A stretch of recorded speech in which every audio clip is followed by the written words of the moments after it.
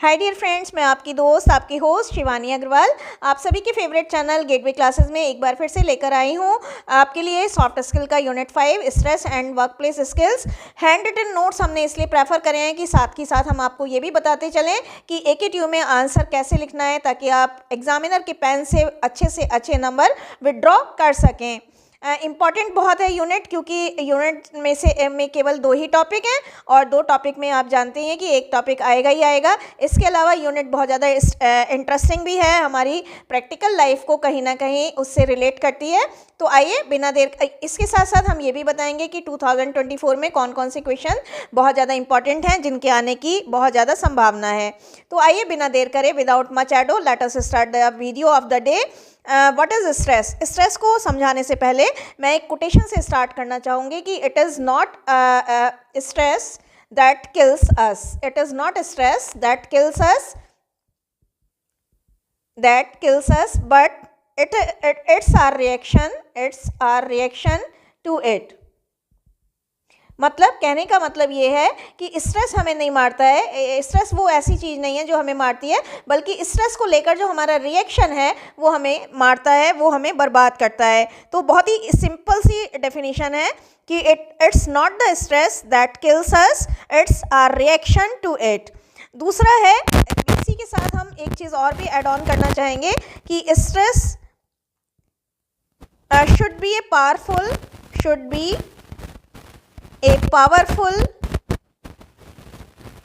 driving force,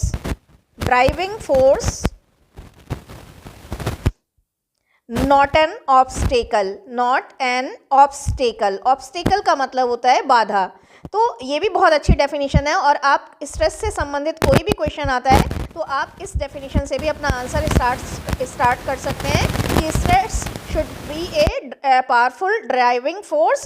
एक powerful driving force है जो आपको एक अपॉर्चुनिटी की तरह अगर आप लें तो आप इससे बहुत कुछ सीख सकते हैं और आप इससे ओवरकम करके एक बहुत अच्छा मुकाम हासिल कर सकते हैं, एक बहुत अच्छा इतिहास बना सकते हैं। तो stress should be a powerful driving force, not an obstacle. Obstacle नहीं है, बाधा नहीं है, बल्कि एक पावरफुल ड्राइविंग सोर्स है, पावरफुल सोर्स है जो हमें डिराइव करता है, जो हमें आगे ले जाता है, ड्राइव करता है। तो 2 डेफिनेशन हो गई यहाँ कि it is not stress that kills us, it's our reaction to it. और दूसरी डेफिनेशन ये है कि stress should be a powerful deriving force that not an obstacle.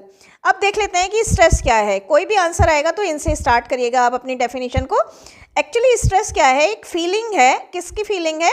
जिसमें हम फिजिकली और मेंटली टेंशन में फील करते हैं। यानी स्ट्रेस में क्या होता है, जब हम या तो फिजिकल या मेंटल, या तो मतलब शारीरिक रूप से या मानसिक रूप से टेंशन फील करते हैं, थोड़ा अपसेट फील करते हैं। क्या फील करते हैं?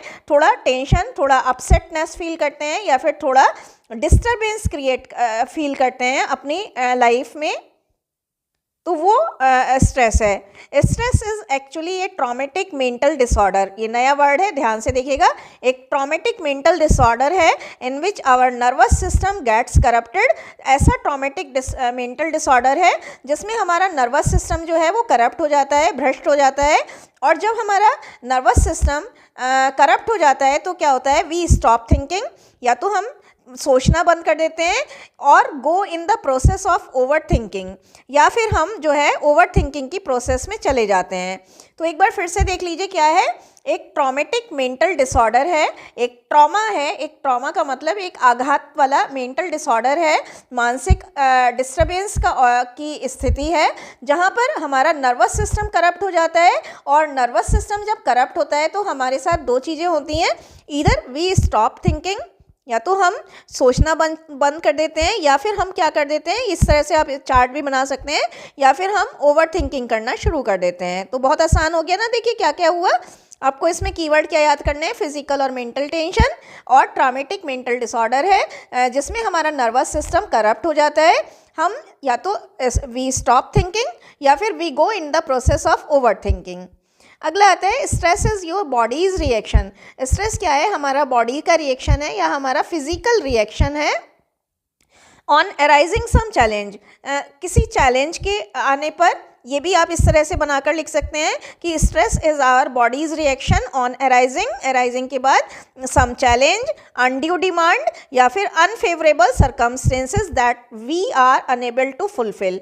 तो ऐसी जब हमारा फिजिकल रिएक्शन, मतलब स्ट्रेस क्या है कि हमारा फिजिकल रिएक्शन है, और वो कब होता है, जब या तो हम किसी चैलेंज आता है, जब हमारे पास कोई चैलेंज आता है, कोई चुनौती आती है ना, या फिर अनड्यू डिमांड हमसे की जाती है ना, ऐसी डिमांड जिसे हम फुलफ़िल करने में असमर्थ हैं, या फिर अनफेवरेबल सर्कमस्टेंसेस, टफ सर्कमस्टेंसेस आती हैं जिनको हमें ये लग रहा है कि हम इन परिस्थितियों से ओवरकम नहीं कर पाएंगे, इन परिस्थितियों को फुलफ़िल नहीं कर पाएंगे। तो ऐसी कंडीशन में, यानी some challenging condition, undue demand, unfavourable situation आने पर जो हमारा फिजिकल रिएक्शन होता है वो ही स्ट्रेस है।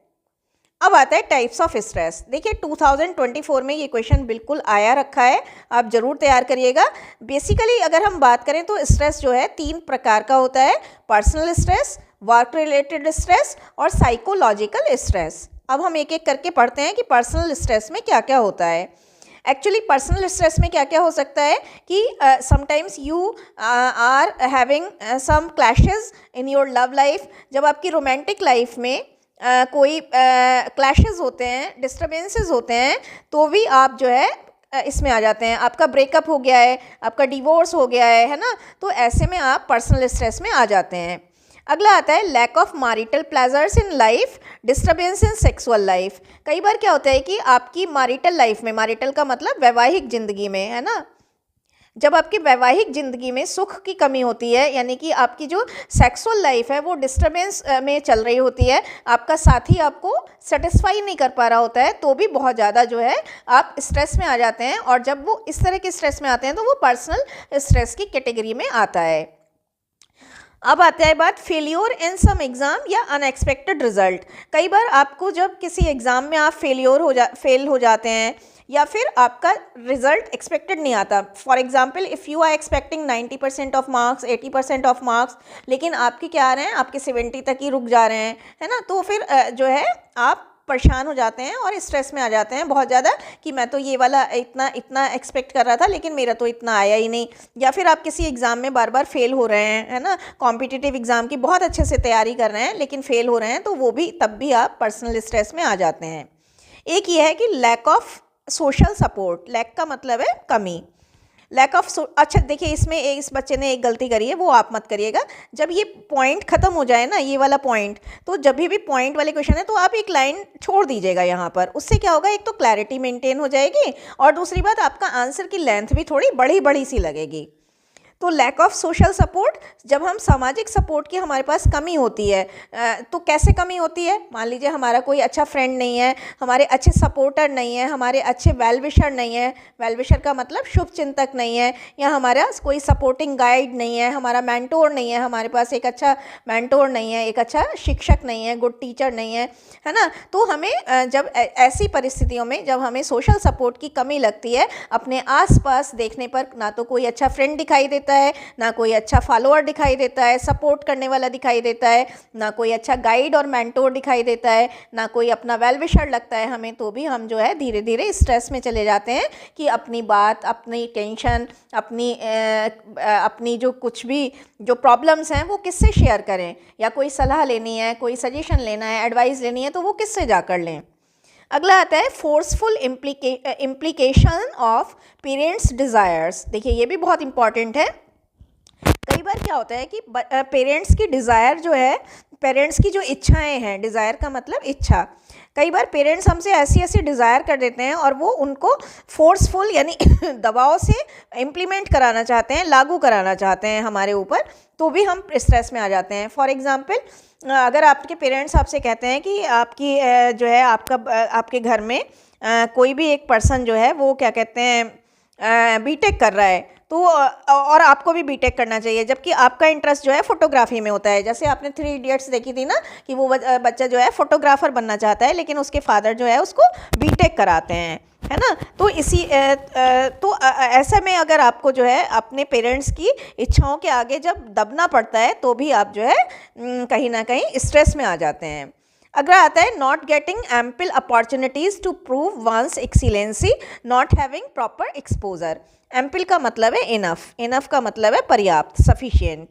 जब आपको ऐसा होता है, कई बार ऐसा होता है कि आपको पर्याप्त अपॉर्चुनिटीज़ नहीं मिलती हैं, पर्याप्त अवसर नहीं मिलते हैं अपनी एक्सीलेंसी को, अपनी प्रतिभा को प्रूव करने के लिए। अपनी प्रतिभा मतलब आपको एक proper, not having proper platform, जहाँ पर आपको प्रॉपर प्लेटफॉर्म नहीं मिलता अपनी प्रतिभा दिखाने के लिए, तो वहाँ पर भी आप जो है परेशानी में आ जाते हैं, क्योंकि आपको अच्छा एक्सपोजर नहीं मिल पा रहा है, आपको अच्छे से आप अपने आप को एक्सपोज नहीं कर पा रहे हैं, दिखा नहीं पा रहे हैं, अपनी प्रतिभा को उभार नहीं पा रहे हैं। जैसे आप एक एंकरिंग करना चाहते हैं बट कोई आपसे एंकरिंग नहीं करवा रहा है, आप हॉकी खेलना चाहते हैं बट आपके कॉलेज में स्पोर्ट्स की सुविधा नहीं है, ग्राउंड्स नहीं है, या फिर आप जो है एक सिंगर बनना चाहते हैं लेकिन आपको सिखाने के लिए आपके माँ बाप के पास इतना पैसा नहीं है कि वो आपको बॉम्बे जाकर सिंगिंग सिखा सकें। तो ऐसे में भी आप जो है बहुत ज़्यादा कुंठित होने लगते हैं, कुंठित का मतलब डिप्रेस होने लगते हैं और फिर स्ट्रेस में चले जाते हैं। Demise of some closed one, demise का मतलब है लॉस यानी कि डेथ, यानी कि निधन। यहाँ पर आप लॉस भी लिख सकते हैं, तो निधन होता है डिमाइस का मतलब। तो जब आपका कोई near and dear closed one जो है वो उसकी डेथ हो जाती है तो भी आप जो है परेशान हो जाते हैं, और उसकी भरपाई करने के लिए, उस इर्रिपेरेबल लॉस को कंपेंसेट करने के लिए कोई भी आपको अल्टरनेट नहीं लगता है, तो भी आप जो है बहुत ज़्यादा परेशान हो जाते हैं। तो ये जो है पर्सनल स्ट्रेस में कुछ एग्जाम्पल थे कि किस तरह से आपको पर्सनल लाइफ में स्ट्रेस हो सकता है। आपके पास भी कुछ अच्छे एग्जाम्पल हों तो ज़रूर अपने एग्जाम्पल जो है वो कमेंट बॉक्स में शेयर करिएगा, ताकि अगले बैच में या आपके ही बैच में बाकी बच्चों के काम आ सकें। अगला आता है वर्क रिलेटेड स्ट्रेस। मैंने जैसा कि बताया था ये क्वेश्चन इस बार के लिए काफ़ी इंपॉर्टेंट है। अब आते हैं वर्क रिलेटेड। अब वर्क रिलेटेड में अगर प्रोफेशनल आ गया तो कंफ्यूज मत होइएगा, यही है सारा का सारा। कई बार क्या होता है long and tiring working hours, जब हमारे वर्किंग आवर्स बहुत लंबे होते हैं और टायरिंग का मतलब थकान वाले होते हैं, थका देने वाले होते हैं, तो थका देने वाले है ना, क्या है, थका देने वाले। तो ऐसे में क्या होता है कि हम बहुत ज़्यादा परेशानी फील करते हैं, और परेशानी फील करते हैं, थक जाते हैं, एक दिन की थकान पूरी नहीं होती कि अगले दिन दोबारा से हमें ऑफिस आना पड़ता है, तो ऐसे में भी हम बहुत ज़्यादा परेशान हो जाते हैं। अगला आता है excessive heavy working load. Excessive का मतलब है आवश्यकता से अधिक, हैवी वर्किंग लोड जब होता है, जब वर्किंग लोड आपके को संभाले नहीं संभलता, आपको एक दिन में कह दिया जाता है पूरा प्रोजेक्ट बना कर लाओ। अब जैसे मान लीजिए हम ही हैं, आपके टीचर ही हैं, आपको जो है कल 3 सब्जेक्ट का टेस्ट एक साथ दे देते हैं, तो आप बहुत ज़्यादा प्रेशर में आ जाते हैं ना। तो ऐसे ही जब ऐसा कई दिन तक चलता रहता है कि आज भी टेस्ट है 3 सब्जेक्ट का, कल भी टेस्ट है, पूरे हफ्ते टेस्ट है, अगले हफ्ते भी टेस्ट है, तो आप परेशान हो जाते हैं ऐसे। अगला आता है job insecurity, lack of opportunities for growth in job. Lack का मतलब मैंने क्या बताया था, कमी। जॉब इनसिक्योरिटी, कई बार क्या होता है कि स्पेशली प्राइवेट सेक्टर में आपको अच्छे से पता है कि अगर आप सुबह काम कर रहे हैं अच्छे खासे, तो शाम को हो सकता है आपको बिना किसी रीज़न के फायर कर दिया जाए। तो जब आप ऐसी जॉब में होते हैं जहाँ पर जॉब इनसिक्योरिटी होती है, जहाँ पर आपकी जॉब सेफ़ नहीं फील, आप जॉब को लेकर सेफ़ नहीं फील कर रहे होते हैं, आपको बार बार ये डर लगता है कि मुझे निकाल दिया जाएगा, तो भी आप जो है वो भी प्रोफेशनल स्ट्रेस में ही आता है, वर्क रिलेटेड स्ट्रेस में ही आता है। इससे आप रात दिन ओवर थिंकिंग में चले जाते हैं कि क्या करूं तो क्या करूं। कई बार क्या होता है कि आपकी जॉब तो बहुत अच्छी चल रही है, बट आपको आगे जो है ग्रोथ की अपॉर्चुनिटीज़ नहीं दिखाई दे रही हैं, आपको ऐसा नहीं लग रहा है कि आगे जो है आपका बेटरमेंट होगा, आप बस वहीं पर स्टैग्नेंट फील कर रहे होते हैं। तो अपॉर्चुनिटीज़ फॉर बेटरमेंट नहीं है, बल्कि क्या कर रहे हैं आप, you are feeling stagnant. Stagnant का मतलब रुके हुए पानी की तरह हैं, आप रुके हुए हैं वहीं पर, आपकी प्रगति वहीं पर, आपकी प्रोग्रेस जो है वहीं पर रुकी हुई है, तो उसमें भी आपको लगता है कि अब यह मतलब करें तो क्या करें। अगला आता है conflict with boss and seniors. जब आपके यहाँ कॉन्फ्लिक्ट वाला है ना, मतभेद, जब आपका ऑफिस का एनवायरनमेंट एक्रीमोनियस होता है, एक्रीमोनियस का मतलब है कड़वाहट होती है ना, कड़वाहट होती है, जब आपके रिश्ते जो है एक्रिड होते हैं अपने बॉस से, सीनियर से, तो भी सारे दिन आपका कॉलेज ऑफिस जाने का मन नहीं करता। अब मान लीजिए आपके डिपार्टमेंट में आपकी अपने कलीग से नहीं बन रही है, अपने बॉस से नहीं बन रही है, तो आप जो है जल्दी जल्दी बस 5 बजने का वेट करेंगे, और फिर अगले दिन आप जब ऑफिस जा रहे होंगे तो आप ढेर सारा स्ट्रेस, ढेर सारा ओवर थिंकिंग करके चलेंगे कि पता नहीं आज क्या लड़ाई होगी मेरी, पता नहीं आज कैसा दिन जाएगा, है ना। तो conflict with boss and seniors या फिर एक्रिड या acrimonious relationship with boss and seniors, acrimonious relationship. अगला आता है इसी का, देखिए एग्जाम्पल है, ऑफिस पॉलिटिक्स हो सकती है, impartial dealing of boss, lag pulling, back biting and the like. Office politics भी आपको बहुत ज़्यादा परेशान कर सकती है। ऑफिस पॉलिटिक्स में क्या क्या आता है, बॉस की इम्पार्शियल डीलिंग, यानी आपके साथ वो कुछ और कर रहा है और दूसरे लोग जो उसका फेवरेटिज्म है ना, फेवरेटिज्म ऑफ बॉस, क्या हो सकता है, फेवरेटिज्म,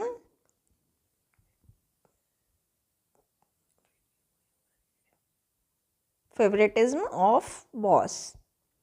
तो बॉस अगर फेवरेटिज्म है या इस तरह से वो जो है आपको ज़्यादा काम दे देता है, बाकी लोगों को नहीं देता है, आपके साथ ही आपकी टांग खिंचाई करते हैं, है ना, बैक बाइटिंग है, चुगलखोरी है वहाँ पर, और इसी तरह की बाकी चीज़ें हैं, प्रिजुडाइस है ना, प्रिजुडाइस का मतलब होता है पूर्वाग्रह है,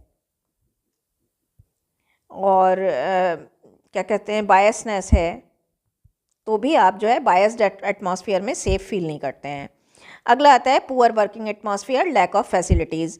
वर्किंग एटमॉस्फेयर कई बार हमारा पुअर हो जाता है, फैसिलिटीज़ की कमी हो जाती है, जैसे क्या, मान लीजिए आपके बैठने की जो चेयर हैं वो इम्प्रॉपर सीटिंग अरेंजमेंट, कई बार आपको कोजी चेयर नहीं मिलती हैं, आपकी चेयर जो है कोजी और कॉम्फी नहीं होती हैं, लैक ऑफ कॉम्फी सीटिंग, है ना, सीटिंग की कमी, lack of comfy seating. Comfy seating की मतलब जो आपको काउच दिए गए हैं, जो केबिन्स दिए गए हैं, उनमें जो चेयर्स हैं वो इम्प्रॉपर सीटिंग अरेंजमेंट है, अच्छा सीटिंग अरेंजमेंट नहीं है। नॉन एसी केबिन्स, है ना, केबिन जो है वो नॉन एसी है, तो उसमें भी आप जो है सारे दिन मौसम से ही लड़ते रहेंगे, और मौसम से लड़ते लड़ते इतना परेशान हो जाएंगे कि आप कहीं ना कहीं कंफर्टेबल नहीं रहेंगे। अगला आता है नॉइज़ी और डिस्ट्रैक्टिंग एनवायरनमेंट। कई बार आपके ऑफिस का जो एनवायरनमेंट है आसपास का वो बहुत नॉइज़ी और इरिटेटिंग हो जाता है, डिस्ट्रैक्टिंग हो जाता है, जैसे बाहर से आवाज़ आ रही है, चाय चाय, या फिर ठेले की आवाज़ आ रही है, फल ले लो फल ले लो, या फिर बार बार जो है आपका ऑफिस कहीं रेलवे ट्रैक के पास है तो साउंड्स आ रही हैं बहुत सारी बाहर से। अगला आता है इनसैनिटरी कंडीशंस। ये कई बार होता है कि वॉशरूम्स की कंडीशन हाइजीनिक नहीं है, आसपास में जो है हाइजीन नहीं है ना, इनसैनिटरी कंडीशंस हैं, मक्खियाँ आ रही हैं, मच्छर आ रहे हैं, तो भी आप जो है इरिटेटेड फील करने लगते हो और कहीं ना कहीं स्ट्रेस में चले जाते हो। एक बहुत बहुत इंपॉर्टेंट है delay in salary and wages. कई बार सैलरी आने में, रेमुनरेशन आने में, इंसेंटिव आने में क्या हो जाता है, काम तो आपसे बहुत सारा करा लिया लेकिन ना तो कोई आपको इंसेंटिव दिया, ना रेमुनरेशन दिया, और जो सैलरी आनी थी उसमें भी डिले हो गया। डिले का मतलब है देरी हो गई। तो देखिए, अगर आपके घर में एक आप कमा क्यों रहे हैं, पैसे के लिए ही तो कमा रहे हैं, आपकी ज़रूरतों को पूरा करने के लिए आप अर्न कर रहे हैं। तो कई बार क्या होता है कि अगर बहुत सारे खर्चे हैं हमारे, वो नहीं चल रहे हैं, बच्चों की फ़ीस देनी है, घर का राशन लाना है, लेकिन सैलरी नहीं आ रही है, तो आप सारे दिन ऑफिस में तो रहते हैं फिज़िकली, बट मेंटली आपका ध्यान कहाँ रहता है कि शाम को घर जाऊँगा तो ये चीज़ें कैसे मैनेज करूँगा, किराया, रूम रेंट कैसे दूंगा, दूध वाले का बिल कैसे दूंगा, ग्रॉसरी का बिल कैसे दूंगा। तो ऐसे में भी आपको धीरे धीरे स्ट्रेस होने लगता है। अगला है लूज़ ग्रिप ऑफ अथॉरिटीज़। अब इसमें क्या आता है कि अगर आपके अथॉरिटीज़ की ग्रिप जो है, पकड़ जो है वो लूज़ है। फॉर एग्ज़ाम्पल, देखिए हर ऑफिस में एक हायरार्की होती है। हायरार्की में क्या होता है कि आपके ऊपर आपका बॉस होता है, आपके बॉस के ऊपर उसका बॉस होता है, उसके बॉस के ऊपर उसका बॉस होता है। फॉर एग्ज़ाम्पल, अगर आप एक टीचर हैं तो टीचर के ऊपर एचओडी होगा, एचओडी के ऊपर डायरेक्टर होगा, और डायरेक्टर के ऊपर मैनेजमेंट होगा। अब आप एक फैकल्टी हैं, आपको कुछ शिकायत है, आपको कुछ प्रॉब्लम है, आपने एचआर से रिलेटेड या किसी भी बात से रिलेटेड कोई प्रॉब्लम है, आपको मान लो अपने केबिन में पर्दे ही लगवाने हैं, कर्टेन लगवाने हैं, तो आपने ये प्रॉब्लम अपने एचओडी से कही कि सर मेरे कमरे में बहुत तेज़ धूप आती है, सन आती है, डायरेक्ट सन आता है, तो आप कर्टेन लगवा दीजिए। अब क्या हुआ, आपने कह दिया, उसके बाद 2-3 दिन वेट करा, लेकिन आपका जो एचओडी है वो कहीं से भी कर्टेन अरेंज नहीं करा पा रहा है क्योंकि उसकी ग्रिप ही नहीं है। तो फिर आप क्या करेंगे, आप धीरे धीरे उससे कहना ही छोड़ देंगे क्योंकि कहने से भी कोई मतलब नहीं निकलता है। लेकिन जब ऐसे इस तरह से अपनी प्रॉब्लम्स को शेयर नहीं कर पाएंगे, अपनी बातों को शेयर नहीं कर पाएंगे, तो आप कहीं ना कहीं स्ट्रेस में आते चले जाएंगे। अगला आता है no vacation, no insurance, no medicare facilities. कई बार क्या होता है, कुछ ऑफिसेज जो है वैकेशन नहीं देते, जैसे समर ब्रेक नहीं मिला, है ना, समर ब्रेक, या फिर विंटर ब्रेक नहीं मिल रहा है, या फिर होली दिवाली की बहुत कम छुट्टियां हैं, है ना, होली दिवाली ईद की बहुत कम छुट्टियां हैं। या फिर इंश्योरेंस पॉलिसी नहीं है, मेडिकेयर फैसिलिटीज़ नहीं है। अब देखिए खुदा ना खास्ता आप छोटी सी नौकरी कर रहे हैं, नौकरी तो छोटी ही होती हैं ज़्यादातर। अब भगवान ना करे आपके घर में किसी को मेडिकल प्रॉब्लम हो जाती है, किसी को जो है बीमार हो जाता है, कोई किसी का एक्सीडेंट हो जाता है, उस कंडीशन में अगर आपको ऑफिस आपका मेडिकेयर फैसिलिटीज़ नहीं देता है, यानी मेडिकेयर का मतलब है चिकित्सा संबंधी फैसिलिटीज़ नहीं देता है, तो आपकी तो सारी तनख्वाह इलाज कराने में ही उड़ जाएगी, तो आप कितना स्ट्रेस में आ जाएंगे, है ना। अगला आता है lack of bonus, incentives, appraisals, rewards, recognitions. कई बार आप जो है बहुत अच्छा कर रहे होते हैं बट आपको बोनस नहीं मिलता है, इंसेंटिव नहीं मिलता है, काम तो बहुत सारा करा लिया, 12 की जगह 14 घंटे करा लिया बट इंसेंटिव नहीं दिया। अप्रेजल का मतलब है तारीफ़ नहीं मिलती है, अप्रेजल में इंक्रीमेंट वगैरह आते हैं। रिवार्ड्स नहीं मिले, आपने बहुत अच्छा करा बट रिवार्ड्स नहीं मिले। आपने 12 की 12 छुट्टियाँ बचाई, आपने एक दिन भी आपकी 100% अटेंडेंस रही और आपने जो है 12 छुट्टियाँ जो आपको मिली थी वो भी आपने बचा के रख ली, है ना, उनको भी एक भी कंज्यूम नहीं करा, मतलब उनको एक भी यूज़ नहीं करा, तो उसमें भी आपको अवार्ड नहीं मिल रहा है। आपका 100% रिजल्ट दे रहे हो आप, आपका प्रोडक्शन बहुत अच्छा है, लेकिन आपको तब भी रिकग्निशन नहीं मिल रहा, पहचान नहीं मिल रही। रिकग्निशन का मतलब है पहचान नहीं मिल रही, अवार्ड्स नहीं मिल रहे, तो भी आप स्ट्रेस में आना शुरू हो जाते हैं। अगला आता है साइकोलॉजिकल स्ट्रेस। देखिए साइकोलॉजिकल का मतलब है मनोवैज्ञानिक। इसमें क्या होता है, इन्फीरियरिटी कॉम्प्लेक्स। कई बार क्या होता है कि इन्फीरियरिटी का मतलब कमतर, अपने आप को दूसरों से कम करके मानना। अब देखिए कई बार क्या होता है कि आप बहुत अच्छा कर रहे हैं बट आपको क्या होता है कि ऐसा लगता है आपको कि दूसरा व्यक्ति तो मुझसे बहुत अच्छा कर रहा है लेकिन मैं उतना अच्छा नहीं कर रहा जितना कि वो कर रहा है, तो ऐसे में आप अपने आप को कम करके मानने लगते हैं। आप सब अच्छा कर रहे होते हैं लेकिन आपने मन में एक फीलिंग बना रखी है कि वो ज़्यादा अच्छा कर रहा है, सब लोग मुझसे ज़्यादा अच्छा कर रहे हैं, मैं तो कर नहीं पा रहा हूँ। तो ऐसे में इन्फीरियरिटी कॉम्प्लेक्स में अगर आपने बहुत ज़्यादा अपने आप को इस भावना से भर लिया है, हीन भावना से, इसको कहते हैं हीन भावना, अगर आपके मन में हीन भावना बहुत ज़्यादा आ गई है तो फिर आप जो है कहीं ना कहीं स्ट्रेस में चले जाएंगे। अगला आता है इंट्रोवर्ट नेचर। इंट्रोवर्ट का मतलब है अंतर्मुखी स्वभाव। अंतर्मुखी का मतलब है जो अंतर में रखता है, अंतर का मतलब मन में रखता है। अब क्या है कि अगर आप जो है अपनी बातों को किसी से शेयर नहीं करते, कई बार जैसे मैं हूँ तो मैं वैसे अंतर्मुखी हूँ, मैं बहुत ज़्यादा शेयर नहीं करती, लेकिन मेरे को जब भी गुस्सा आता है ना तो मैं अपने स्टेटस पे कुछ भी लिख देती हूँ, मतलब मुझे जो भी फील हुआ पूरे दिन में वो मैं अपना स्टेटस पर निकाल देती हूँ, या फिर आप डायरी लिख सकते हैं जैसे, है ना, तो ऐसा कुछ कर या फिर आप अपनी बात को जो है किसी लेटर पे लिख कर रख दो। लेकिन अगर इंट्रोवर्ट हैं, आपने अपनी बात किसी से नहीं कही, तो एक दिन ऐसा आएगा, आप कुछ समय तक तो सब कुछ सही चलता रहेगा, बट एक दिन ऐसा आएगा कि आपके मन में इतना गुबार, इतना सारा टेंशन इकट्ठा हो जाएगा, इतना सारा जो है अनफेवरेबल चीज़ें इकट्ठी हो जाएंगी कि फिर उसका बस्ट आउट होगा। बस्ट आउट कैसे होगा, वो होगा ट्रॉमेटिक मेंटल डिसऑर्डर के रूप में। Status pressure. स्टेटस प्रेशर में क्या आता है कि आप मान लीजिए आपकी मम्मी ने बहुत अच्छा करा, अब जैसे सचिन तेंदुलकर है तो वो तो खुद ही इतना अच्छा क्रिकेटर है, तो उसके बेटे को एक स्टेटस प्रेशर रहेगा कि पापा तो ऑलरेडी इतना अच्छा कर चुके हैं तो अब मैं क्या करूं। अब जैसे सोनू निगम के बेटे हैं, है ना, तो वो कहेंगे कि पापा तो इतने अच्छे सिंगर हैं तो मैं और क्या अच्छा करूं। अब आप ऐश्वर्या राय की बेटी को देख लीजिए, आराध्या को। आराध्या के मामा भी एक्टर, पापा भी एक्टर, ग्रैंडफादर भी एक्टर, है ना, ग्रैंड मदर भी एक्टर, तो वो उसे एक लगेगा कि मैं इन लोगों से, पापा और मम्मी और मेरी पूरी फैमिली तो ऑलरेडी इतना नाम, नेम, फेम, रिकग्निशन गेन कर चुके हैं, अब मैं क्या कुछ एक्स्ट्रा करूं जो मेरा नाम भी इनसे ऊपर चला जाए या इनके जैसा बन जाए। या जैसे देखिए आपकी फैमिली में आपके मामा का लड़का जो है इंजीनियरिंग करके विदेश चला गया है और आप अभी इंजीनियरिंग कर रहे हैं लेकिन एवरेज काइंड ऑफ स्टूडेंट हैं, तो आपको एक प्रेशर रहेगा, ये देखिए बहुत सारे बच्चों को रहेगा, है ना, क्योंकि आप इंजीनियरिंग के स्टूडेंट हैं तो आपसे रिलेटेड एग्जाम्पल है तो आप ज़्यादा बेटर समझ सकते हैं। आपके अंदर एक प्रेशर रहेगा कि मैं अगर अच्छा नहीं बन पाया तो पापा बार बार मेरी कंपैरिजन करेंगे। तो इससे भी अब देखिए जो कोटा में जितने भी ये हुए सुसाइड्स हुई, वो क्यों हुई वो पता है, सिर्फ जो आप यहाँ पर कोटा की सुसाइड केसेस जो हैं वो भी यहाँ पर मेंशन कर सकते हैं। तो कोटा के जो सुसाइड केसेस हैं वो भी क्यों हुए, वो साइकोलॉजिकल स्ट्रेस के कारण हुए, उनके ऊपर स्टेटस प्रेशर था कहीं ना कहीं कि अगर उनको यहाँ भेजा गया है, कोटा में भेजा गया है, तो वो एक सफल इंजीनियर बनकर या सफल प्रोफेशनल बनकर ही उनको बाहर निकलना चाहिए। अगर उनका कहीं भी थोड़ा सा डाउनग्रेड हो रहे हैं वो, तो उन्होंने अपने आप को सोसाइटी में रहने के लिए, अपने माँ बाप के पास लौटने के लिए अनफिट फील कर लिया, और उस कारण से उन्होंने इतना ज़्यादा साइकोलॉजिकली अपने आप को इन्फीरियर फील कर लिया, स्ट्रेस में डाल लिया कि उसका जो है सुसाइड केस उन्होंने मतलब अपना सुसाइड कर लिया। तो ये हमारे तीनों जो है वो कुछ टाइप्स थे। आगे चलते हैं, affects of stress on an individual. अब ये क्वेश्चन पिछली बार भी आया था, अच्छा क्वेश्चन है, देख कर रहिएगा। एक इंडिविजुअल पर स्ट्रेस के क्या क्या अफेक्ट होते हैं। अच्छा, यहाँ पर अगर आपको कोई एग्जाम्पल ऐड ऑन कराने हैं तो आप प्लीज़ अपने कमेंट्स अपने कमेंट जो है कमेंट बॉक्स में छोड़ दीजिएगा। हम सारे ही बच्चे उसका लाभ लेंगे, और अगली सेशन में जब नई वीडियोस बनेंगी तो आपके नाम के साथ आपका एग्जाम्पल बोला जाएगा। अगला आता है affects of stress on an individual.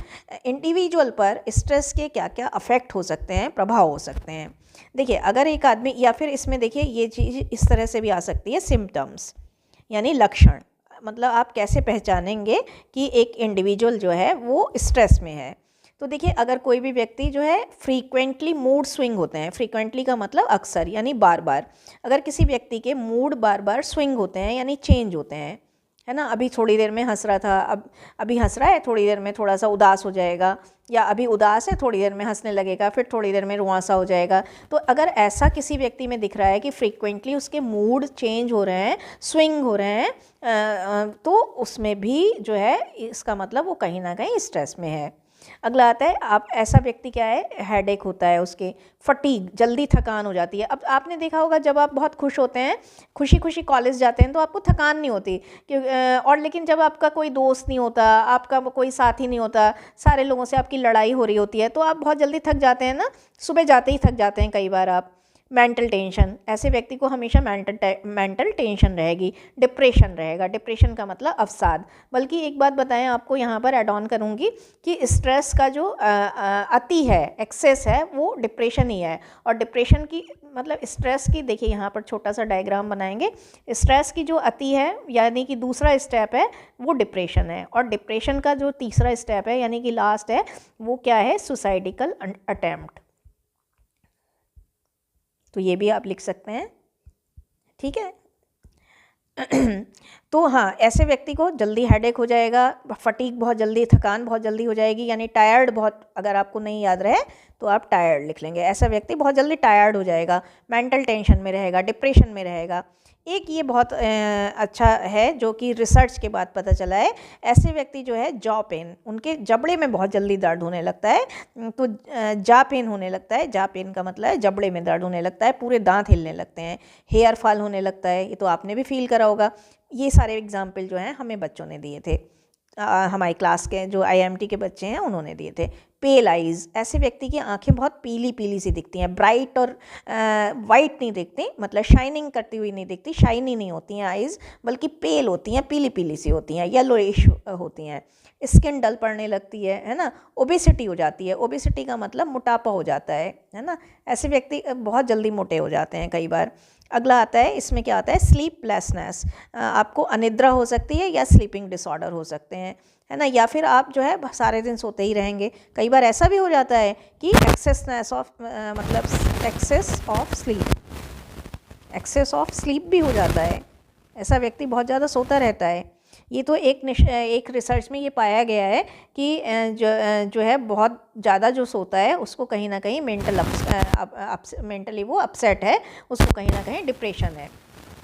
तो बहरहाल हम क्या कह सकते हैं, स्लीपिंग डिसऑर्डर हो सकते हैं। अब देखिए इसको ऐसे लिख सकते हैं आप, इसको यहाँ पर है ना स्लीपिंग डिसऑर्डर, और देखिए डायग्राम बनाने के अगर उसमें करते हैं तो कैसे लिख सकते हैं, स्लीपिंग डिसऑर्डर। और स्लीपिंग डिसऑर्डर में क्या हो सकता है, एक तो ओवर स्लीपिंग का मतलब बहुत ज़्यादा सोना, है ना। लैक ऑफ साउंड स्लीप, आपकी नींद बार बार टूटती है, आप बार बार घबरा कर उठते हैं।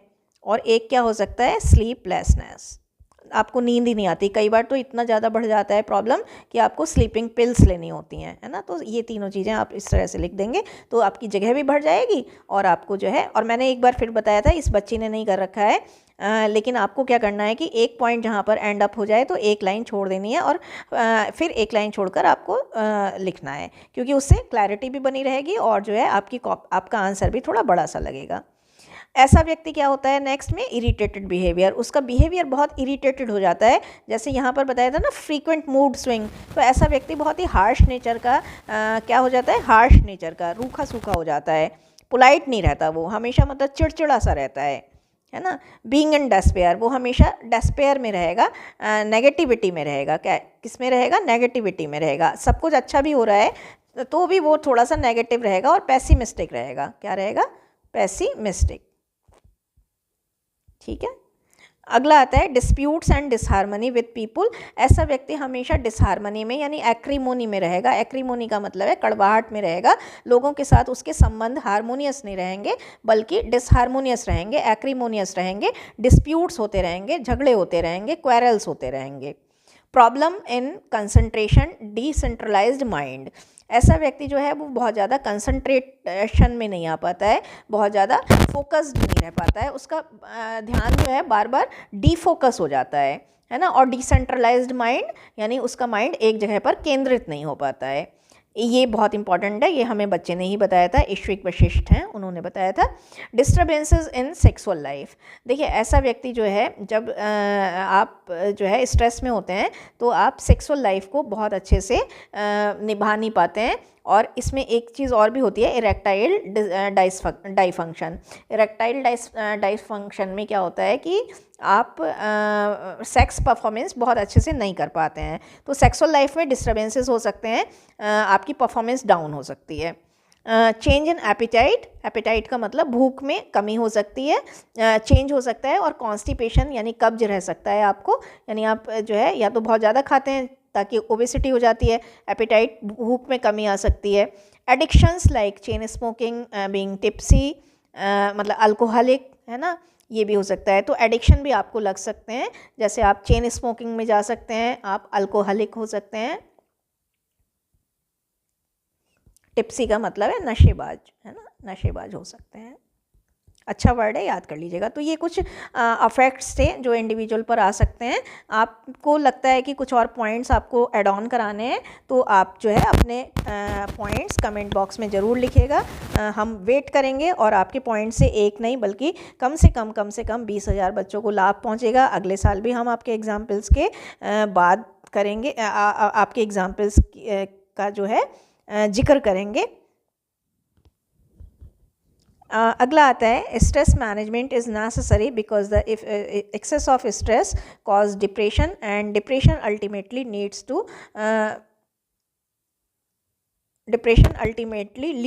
To suicidal attempts. Here is technique of managing stress, that is of to follow 4 As. These 4 As are as under. अब देखिए टेक्निक्स ऑफ मैनेजिंग स्ट्रेस में अगर हम बात करें तो मैं एक डेफिनीशन से स्टार्ट करना चाहूँगी। बहुत ही अच्छी डेफिनीशन है, जैसा कि हमने शुरू में भी दिया था और अब भी हम आपको बताना चाहेंगे। एक्चुअली क्या है कि स्ट्रेस को अगर हम करना है, आपको ख़त्म करना है तो कामनेस, सबसे पहले क्या है, calmness is the cradle, CRADLE, cradle two of power. Calmness का मतलब है सबसे पहले आपको जो है काम होना पड़ेगा। काम का मतलब शांत, क्रेडल का मतलब है पालना, वो ये झूले वाला पालना, बच्चे वाला। तो कामनेस जो है, शांति जो है, शांत होना जो है, वो पावर का पालना है। यानी कि अगर आपको मतलब स्ट्रेस विहीन होना है तो आपको काम होना पड़ेगा, यानी कि शांत होना पड़ेगा। ठीक है। एक जो है एक और भी डेफिनेशन देना चाहेंगे। चलिए इतना ही बहुत है, इतना ही कर लीजिएगा आप। या फिर इन्होंने एक देखिए विद्वान हुए हैं एस्टन एटन। आप विद्वान का नाम मत लिखिएगा, आप ये लिखिएगा my key to deal with stress, my key to deal with stress is simple. क्या simple? Just stay cool and stay focused. खाली इतना भी लिख देंगे अगर आप तो भी चलेगा कि क्या है इसका सूत्र? Just stay cool and just stay focused. तो स्ट्रेस मैनेजमेंट बहुत ज़रूरी है, क्योंकि स्ट्रेस एक्सेस ऑफ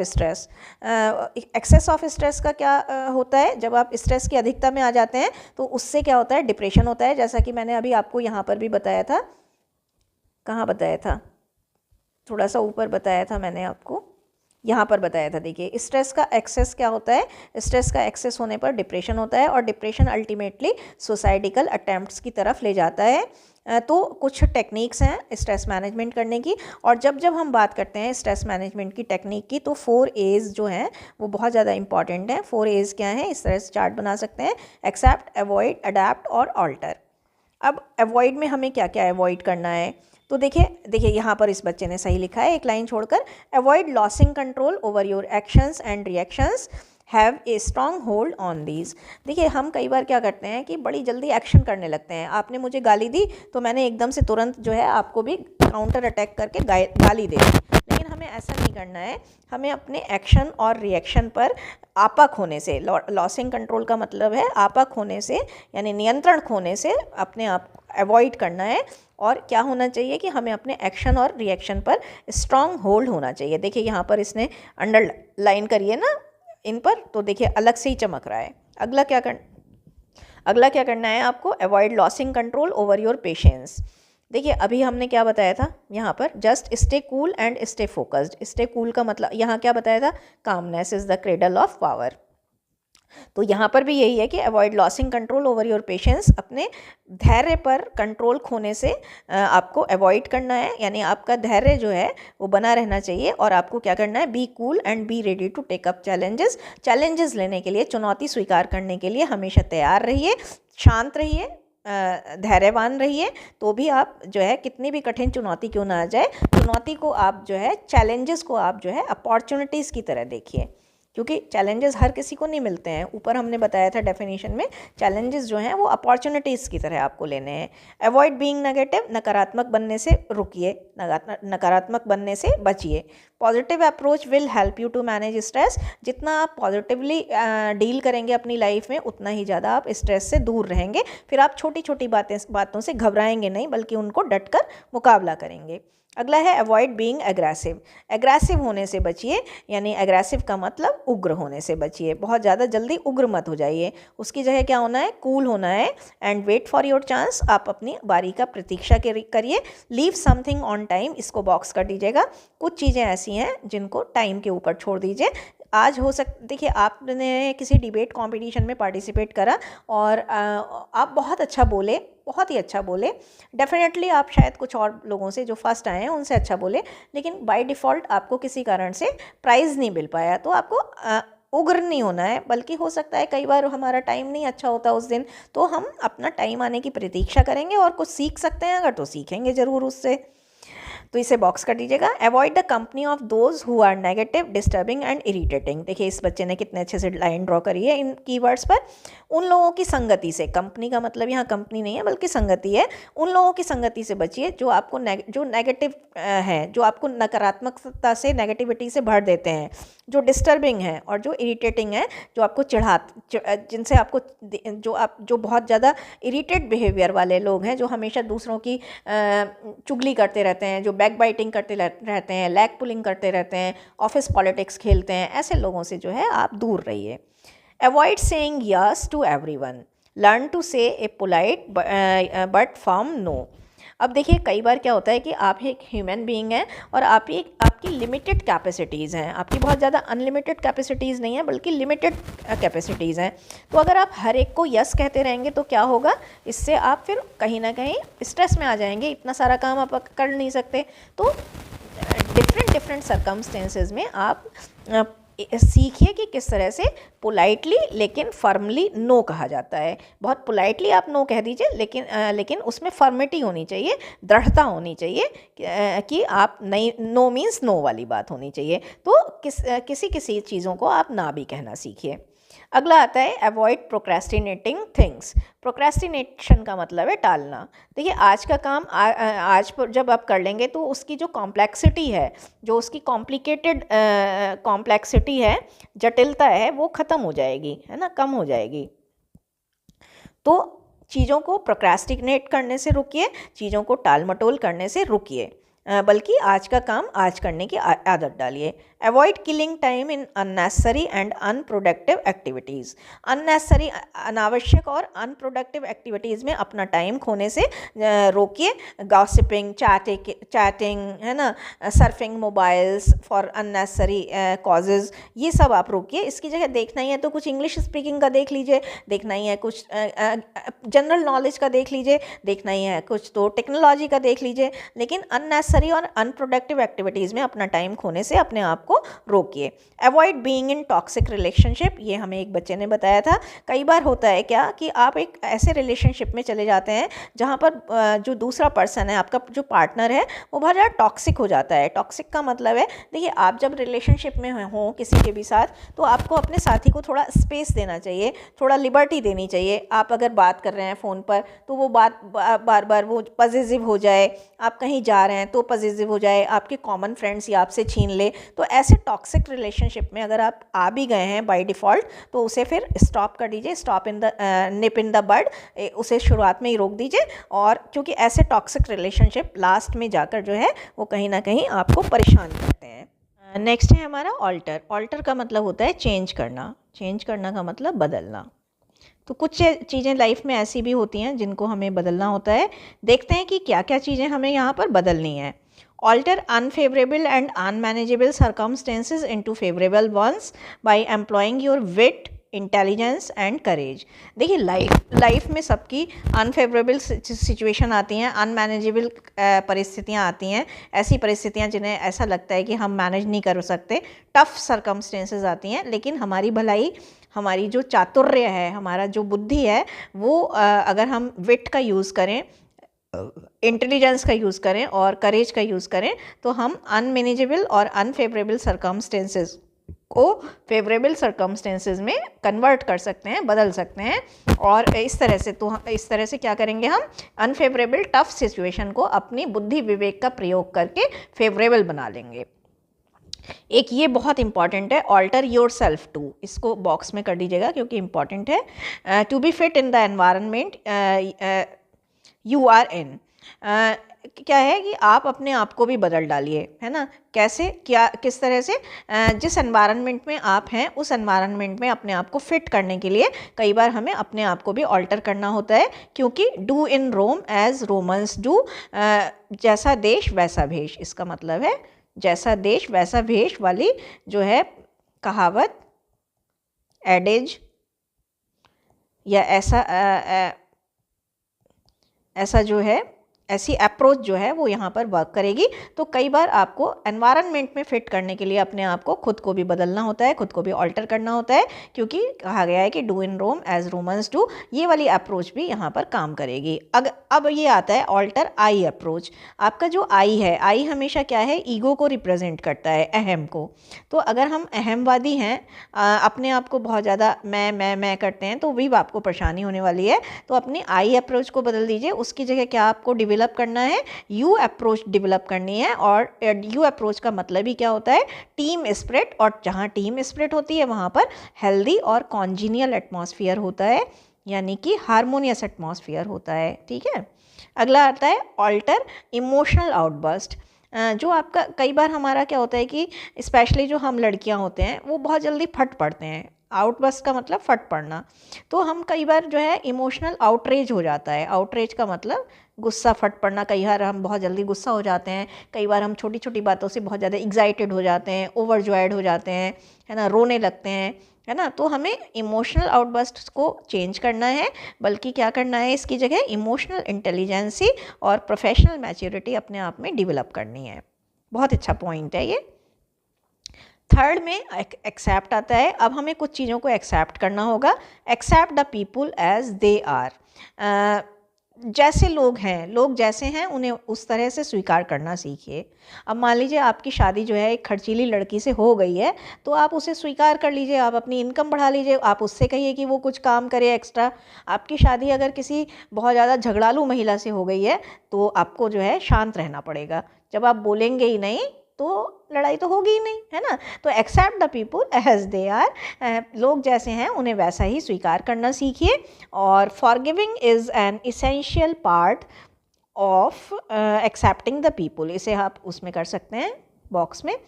अब क्या है कि लोगों को माफ़ करना, फॉरगिव का मतलब है लोगों को क्षमा करना, लोगों को माफ़ करना जो है वो लोगों को स्वीकार करने का बेस्ट पार्ट है, इसेंशियल पार्ट है, यानी लोगों को क्षमा करने की आदत डालिए। ये बहुत अच्छा लगा मुझे। Accept the challenges as they come to you, challenges को स्वीकार करिए, अभी हमने ऊपर भी बताया था, चुनौतियों को स्वीकार करिए जैसे वो आते हैं। और be intelligent, brave, creative, innovative to face the challenges, prepare a strong strategy. जब चैलेंजेस आएँ तो आपको क्या बनना है, इंटेलिजेंट बनना है, ब्रेव बनना है, बहादुर बनना है, क्रिएटिव बनना है ना, इनोवेटिव बनना है, और चैलेंजेस को इस तरह से इंटेलिजेंट बन के, ब्रेव बन के, क्रिएटिव बन के, इनोवेटिव बन के चैलेंजेस का फेस करना है, सामना करना है। और चैलेंजेस को फेस करने के लिए you can also develop a strong strategy, एक रणनीति, एक मजबूत रणनीति। एक मजबूत रणनीति क्या है, एक प्रॉपर प्लानिंग, है ना, प्रॉपर प्लानिंग और सिस्टमेटिक प्लानिंग बना सकते हैं कि किस तरह से मैं इन चीज़ों का सामना करूँगा। Accept your weaknesses and work over these, अपनी जो वीकनेसेस हैं, आपकी जो अपनी कमजोरियां हैं, आपकी जो अपने पिटफॉल्स हैं, आपकी जो अपनी वीकनेसेस हैं, उनको स्वीकार करिए और उनके ऊपर काम करिए, यानी उनको ख़त्म करने की कोशिश करिए। अगला आता है एक्सेप्ट योर फेलियोर्स एंड मिस्टेक्स, तो अपनी फेलियोर्स को, अपनी मिस्टेक्स को भी स्वीकार करिए, उनको छिपाइए मत। डोंट प्ले ब्लेम गेम, क्या करना है, कई बार हम क्या करते हैं, अपनी फेलियर, अपनी मिस्टेक को छिपाने के लिए हम लोग ब्लेम गेम खेलने लगते हैं कि नहीं ये मैंने नहीं करा, है ना। डोंट प्ले ब्लेम गेम, तो ब्लेम गेम नहीं खेलना है हमें, बल्कि हमें क्या करना है, डू नॉट हाइड दीज, अपनी फेलियर्स को, मिस्टेक को छिपाना नहीं है और इनसे एक लेसन लेना है, इनसे कुछ सीखना है। अगला आता है adapt, adaptability is a great art to keep one free from stress. हमने पहले भी बताया था कि do in Rome as Romans do, यहाँ पर दोबारा से रिपीट कर सकते हैं। तो अडैप्टेबिलिटी का मतलब है ढलना, परिस्थिति के अनुसार अपने आप को ढालना। तो अपने आप को स्ट्रेस फ्री रखने का सबसे बड़ा आर्ट जो है वो अडैप्टेबिलिटी है, यानी अपने आप को गिवन परिस्थितियों में जो परिस्थितियाँ आपके ऊपर आई हैं उनके अनुरूप अपने आप को तैयार कर लिया जाए या ढाल लिया जाए। अब इसमें क्या करना है, adapt yourself to the environment you are in, यहाँ पर भी लिख सकते हैं कि do in Rome as Romans do will approach work, do in Rome as Romans do approach will work here. तो एनवायरनमेंट में अपने आप को फिट करने के लिए आप जो है उस एनवायरनमेंट के अनुकूल अपने आप को ढाल लीजिए जिस एनवायरनमेंट में आप हैं। Adapt A list of happy people and happy resources, अब एक ऐसे लोगों की, हैप्पी पीपल की एक लिस्ट बनाइए, हैप्पी रिसोर्सेज की लिस्ट बनाइए, जो आप जब थोड़ा सा अवसाद में जाएं, डिप्रेशन में जाएं, तो जो चीज़ें आपको खुश कर सकें। हैप्पी पीपल में आपकी मदर, फादर, फ़ोन, आप किसी को फ़ोन कर सकते हैं, है ना, अपनी सहेली को, अपने दोस्तों को फ़ोन कर सकते हैं, आप किसी अपने मेंटोर को फ़ोन कर सकते हैं, या अपने किसी बहुत पुराने चाइल्डहुड फ्रेंड को आप कॉल कर सकते हैं। ऐसे ही हैप्पी रिसोर्सेज का मतलब आप गार्डनिंग कर सकते हैं, गार्डन में बैठ सकते हैं नेचर के पास, या फिर आप जो है क्या कर सकते हैं, और क्या क्या कर सकते हैं भाई, आप चाय पी सकते हैं, कॉफ़ी पी सकते हैं, थोड़ा थोड़ा, ज़्यादा नहीं तो फिर तो वो आप टिप्सी हो जाएंगे, है ना, तो या एडिक्टेड हो जाएंगे। तो टी कॉफ़ी पी सकते हैं, आप म्यूज़िक सुन सकते हैं, you can listen to music, you can have tea, coffee, you can have a walk, you can just visit some historical place, you can go for traveling। तो आप जो है happy resources की और हैप्पी पीपल की जो है list तैयार कर लीजिए, ताकि जब आप डिप्रेशन में जाएं या ऐसा लगने लगे आपको कि थोड़ा टफ हो गया है जीना, तो आप उन लोगों से बात कर लें या ऐसे हैप्पी रिसोर्सेज में बैठकर अपने आप को शांत कर लें। Think about all those things that can make you happy, उन सब चीज़ों के बारे में सोच डालिए जो आपको खुश बनाती हैं। जैसे कभी भी आप जैसे बहुत परेशान हो तो अपने अच्छे दिनों को याद करके आप जो है मुस्कुराइए, है ना, ये भी बहुत अच्छा एक मतलब एक बहुत ही अच्छा एक रीज़न हो जाएगा आपको खुश करने का। हर किसी की लाइफ में कुछ ना कुछ अच्छे मोमेंट आते हैं, तो आप उन अच्छे मोमेंट को याद करके स्माइल करिए। अडॉप्ट ए मूल मंत्र, एक अपनी लाइफ में कोई एक फंडामेंटल एक रूल बना लीजिए। जैसे आपने 3 इडियट देखी थी ना, उसमें एक उसने कर रखा था all is well, all is well. ऐसे ही आप भी कुछ अपना मूल मंत्र कर लीजिए, जैसे आई कैन डू इट, कोई भी काम कठिन नहीं है और मैं इसे कर लूँगा। जैसे आप बना सकते हैं नथिंग इज़ इम्पॉसिबल, कुछ भी चीज़ इम्पॉसिबल नहीं है। या फिर आप ये फंडा अपना सकते हैं कि प्रॉब्लम हैज़ इट्स सॉल्यूशन, या opportunity problem comes but every problem has a key, every problem has a key, है ना। इस तरह से बना सकते हैं। ऑल इज़ वेल जैसे उसने बनाया था, तो इस तरह से कुछ मूल मंत्राज अपनी लाइफ में आप अपना सकते हैं। तो ये तो 4 A's थे हमारे, इसके साथ जो है 4 A's थे, और इसके साथ जो है some other preventive measures to overcome stress, कुछ और भी प्रिवेंटिव मेजर्स हैं। प्रिवेंटिव का मतलब बचावकारी मेजर्स हैं हमारे, जिसके सहारे हम स्ट्रेस से ओवरकम कर सकते हैं, बच सकते हैं, उबर सकते हैं, निकल सकते हैं, बाहर निकलना। डू सम एक्सरसाइज, योगा, ध्यान प्रैक्टिसेस, कुछ एक्सरसाइज कर सकते हैं, योगा कर सकते हैं, ध्यान प्रैक्टिस कर सकते हैं, है ना, ये सब कर सकते हैं, पेंटिंग कर सकते। अब अगला आता है डेवलप ए हॉबी। हॉबी जो है वो आपको क्रिएटिव नहीं बनाती, बल्कि आपका अटेंशन भी डाइवर्ट करने में आपकी सहायता करती है। जब आप बहुत ज़्यादा स्ट्रेस में हो तो आपको नेगेटिविटी से डाइवर्ट करके आपको पॉजिटिविटी की तरफ ले जाती है। तो आप कुछ हॉबी डेवलप कर सकते हैं, जैसे painting, singing, dancing, playing some guitar, playing some musical instruments, और जस्ट गार्डनिंग, है ना, इस तरह से। Listen to some songs, watch movies, कुछ आप सॉन्ग सुन सकते हैं, कुछ अच्छी मूवीज़ देख सकते हैं। Travelling is also good to keep one stress free. Travelling भी कई बार क्या होता है कि आप जो है स्ट्रेस फ्री होने के लिए ट्रैवलिंग भी कर सकते हैं। उस दौरान आप जब नए लोगों, meeting with new people, exploring new places will refresh us, नए लोगों से मिलकर और नए जगहों को एक्सप्लोर करके खोज कर हम रिफ़्रेश फील करते हैं, एनर्जेटिक और रिजुविनेटेड फील करते हैं, है ना। रिफ़्रेश करता है, रिजुविनेट करता है, क्या करते हैं, एनर्जाइज्ड करता है। Spend some quality time with family, ये बहुत इंपॉर्टेंट है। यहाँ पर भी देखिए बच्चे ने गलती करी है, एक पॉइंट लिखने के बाद आपको एक लाइन छोड़नी है, बार बार बता रही हूँ आपको। तो कई बार जब आप स्ट्रेस में होते हैं तो बहुत अच्छा है, बहुत बेटर है कि आप अपनी फैमिली के साथ जाकर शेयर करें प्रॉब्लम, अपने क्लोज फ्रेंड्स के साथ जाकर शेयर करें प्रॉब्लम, अपने वेल विशर जिन्हें आप मानते हैं उनके साथ प्रॉब्लम शेयर करें। Discuss your problems with them, उनके साथ टाइम बिताएं, उनके साथ छोटी छोटी पार्टी करें, या छोटा छोटा जो है कुछ भी एक घूमने का प्रोग्राम बना सकते हैं, पिकनिक का प्रोग्राम बना सकते हैं, और अपनी प्रॉब्लम उनसे शेयर करें। एक ये बहुत इंपॉर्टेंट है, set a goal in your life, try to set your own deadlines, hit them brick by brick, step by step. Life में जीने का गोल बना लो, और गोल वो बहुत बड़ा नहीं होना चाहिए, आप हर दिन का एक छोटा सा गोल बनाइए। जब वो गोल जो है अपनी खुद की डेडलाइंस बनाइए, किसी और की नहीं, मतलब सेल्फ कंट्रोलिंग में रहकर अपनी खुद की डेडलाइन सेट करिए। और जब आपका छोटा सा टारगेट होगा दिन का, तो आप उसे जब ब्रिक बाय ब्रिक, यानी स्टेप बाय स्टेप, एक एक करके, 1 बाय 1 आप उसको अचीव कर लेंगे, हिट कर लेंगे। अचीव करना, हिट करना एक ही बात है। जब आप उस टारगेट को अचीव कर लेंगे तो आपने जो है हर टारगेट को पूरा करने के बाद एक नई शक्ति आएगी, नया एनर्जी आएगी, नया कॉन्फिडेंस आएगा, उससे भी आप अपना जो है एक बड़ा टारगेट अचीव कर सकते हैं। छोटे छोटे टारगेट में मिलकर बड़े टारगेट बना सकते हैं। Read some motivational books and biographies, autobiographies. कई बार आपको जब ज़्यादा स्ट्रेस लगे तो आप मोटिवेशनल बुक्स पढ़ सकते हैं, महान लोगों की जीवनियाँ और आत्मकथाएं पढ़ सकते हैं। Struggle of great people will inspire you a lot. इन लोगों ने अपनी लाइफ में जो स्ट्रगल करे हैं उनकी कहानियाँ आपको बहुत ज़्यादा इंस्पायर करेंगी और आपको एक सीख देंगे, एक लेसन देंगे कि किस तरह से उन्होंने अपनी परेशानियों से ओवरकम करा और किस तरह से आप उनकी लाइफ से सीखकर, उनके एक्सपीरियंस से सीखकर आप भी इसी तरह से परेशानियों से बच सकते हैं।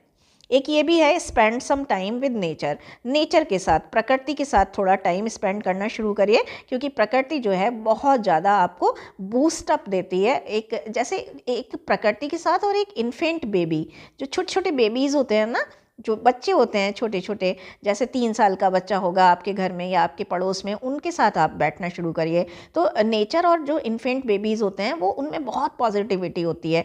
आपने देखा होगा जब आप बहुत ग्रीनरी वाली जगह में जाते हैं, जैसे बहुत सारे लोग हिली एरिया में जाना पसंद करते हैं क्योंकि वहाँ बहुत पीस और प्राइवेसी होती है। तो ऐसे ही आप भी नेचर के साथ थोड़ा टाइम बिताइए, थोड़ा टाइम आप बच्चों के साथ बिताइए। उनकी इनोसेंसी, उनकी पॉजिटिव वाइब्स आपको ज़रूर कूल डाउन करेंगी। One can play indoor and outdoor games. Sports also rejuvenate us and heals us. आप ना इंडोर और आउटडोर गेम्स भी खेल सकते हैं। जैसे चेस खेलने से आपका बहुत ज़्यादा जो है माइंड फोकस्ड भी होता है और डाइवर्ट, मतलब परेशानियों से आप डाइवर्ट हो सकते हैं। स्पोर्ट्स जो हैं वो भी हमें रिजुविनेट करते हैं और हमें हील करते हैं, भरते हैं, यानी हमारे घाव भरते हैं, यानी हमारी परेशानियाँ भरते हैं। एक ये बहुत इंपॉर्टेंट है, राइट डायरीज़। डायरीज़ लिखने का अगर आपने एक वो बना रखा है तो देखिए आप जो इतने सारोज़ हैं, जितने व्हील एंड वोज़ हैं, व्हील एंड वोज़ का मतलब अप्स एंड डाउन हैं, वो आप अपनी डायरी में लिखेंगे। तो जब आप पुराने दिनों की डायरी पढ़ेंगे तो उसमें जो हैप्पी मोमेंट्स होंगे उन्हें पढ़कर आपको मुस्कुराहट आएगी। और जैसे आपका बहुत ज़्यादा जो स्ट्रेसफुल मोमेंट्स हैं, जो आपको अवसाद दे रहे हैं मोमेंट्स, उनको आप जब डायरी में लिखेंगे तो आपका मन हल्का हो जाएगा। आप इवन आपका अगर कोई वेलविशर भी नहीं है, फ्रेंड भी नहीं है, तो आप अपने जब मोमेंट्स को डायरी में लिखेंगे तो आप बहुत ज़्यादा रिजुविनेटेड फील करेंगे, कूल डाउन फील करेंगे। Say thank you to almighty for all that you have. ये भी बहुत इंपॉर्टेंट है। आप ऑलमाइटी को, ऊपर वाली सत्ता को, ऊपरी सत्ता को, भगवान को, अल्लाह को, वाहे गुरु को, जीसस क्राइस्ट को, जिसको भी आप मानते हैं, अपने पेरेंट्स को, इवन अपने पेरेंट्स को भी आप जो है थैंक यू बोलने की आदत डालिए उस हर चीज़ के लिए जो आपको मिला है। Early to bed and early to rise, यानी don't be night owl. Night owl मत बनिए। नाइट आउल का मतलब जो रात को देर तक जागता है, but be a early bird. देखिए सुबह जितनी जल्दी सुबह उठेंगे आप, जो सुबह की पॉजिटिविटी है, सुबह की जो हवा में पॉजिटिव वाइब्स हैं, वो आपको कहीं ना कहीं पॉजिटिव बनाएंगी। तो early to bed and early to rise, ये भी एक फॉर्मूला है। अच्छी तरह से खाइए, ईट वेल, और बहुत ज़्यादा जंक फूड और एक्सेस में मत खाइए। एक्सेस का मतलब अधिकता में, इन एक्सेस का मतलब है अधिकता में। तो बहुत ज़्यादा जंक फूड मत खाइए, बासी खाना मत खाइए, इन सब से भी अवसाद आता है। Do not compare your self with others, improvised your self. कभी भी अपने आप को दूसरों से कंपेयर मत करो, बल्कि उसकी जगह क्या करो, इसको देखिए, इस चीज़ को ना आप बॉक्स करके लिखिएगा, अपने आप को इम्प्रोवाइज़ करो, अपने आप को सुधारो। compete with yourself step by step. compete का मतलब ही है तो compete करना, यानी कि प्रतिस्पर्धा करना। अपने आप से ही प्रतिस्पर्धा करो, कंपटीशन से बना है, अपने आप से ही प्रतिस्पर्धा करो, स्टेप बाय स्टेप, एक एक करके। एकदम से जंप करेंगे तो नहीं हो पाएगा ना। हम एक एक करके, स्टेप बाय स्टेप, एक एक लैडर, एक एक सीढ़ी ही तो चढ़ते हैं, एक एक लैडर ही तो क्रॉस करते हैं। तो ये बहुत इंपॉर्टेंट है। देखिए, अपने आप को किसी और से तुलना मत करो। अपने मम्मी पापा को भी आपके, देखिए अगर आप ये अपने पेरेंट्स को भी बताइए कि आपके पेरेंट्स जो हैं वो किसी बच्चे से, किसी दूसरे के बच्चे से आपकी तुलना ना करें, बल्कि आप जैसे हैं उसी को आपको एक्सेप्ट करें, है ना। और आपको क्या करना है, खुद के लिए, खुद के इम्प्रूवमेंट के लिए, खुद के बेटरमेंट के लिए अपने आप को इम्प्रोवाइज़ करते चलें। बस आपकी जितनी कैपेसिटी है उसे, जैसे आप एक इंग्लिश का वर्ड याद कर पाते हैं तो अगले दिन, थोड़े दिन बाद आप कोशिश करिए कि 2 कर पाएँ, थोड़े दिन बाद फिर अगले 10 दिन बाद आप कोशिश करिए कि 3 कर पाएँ। तो ऐसे स्टेप बाय स्टेप अपने आप को इम्प्रोवाइज़ करिए, अपना कॉम्पिटिशन खुद से रखिए। एक ये भी बहुत इंपॉर्टेंट है, हालांकि साइकोलॉजिकल है, थोड़ा फिलोसॉफिकल है। Go in the process of self realization, self assessment.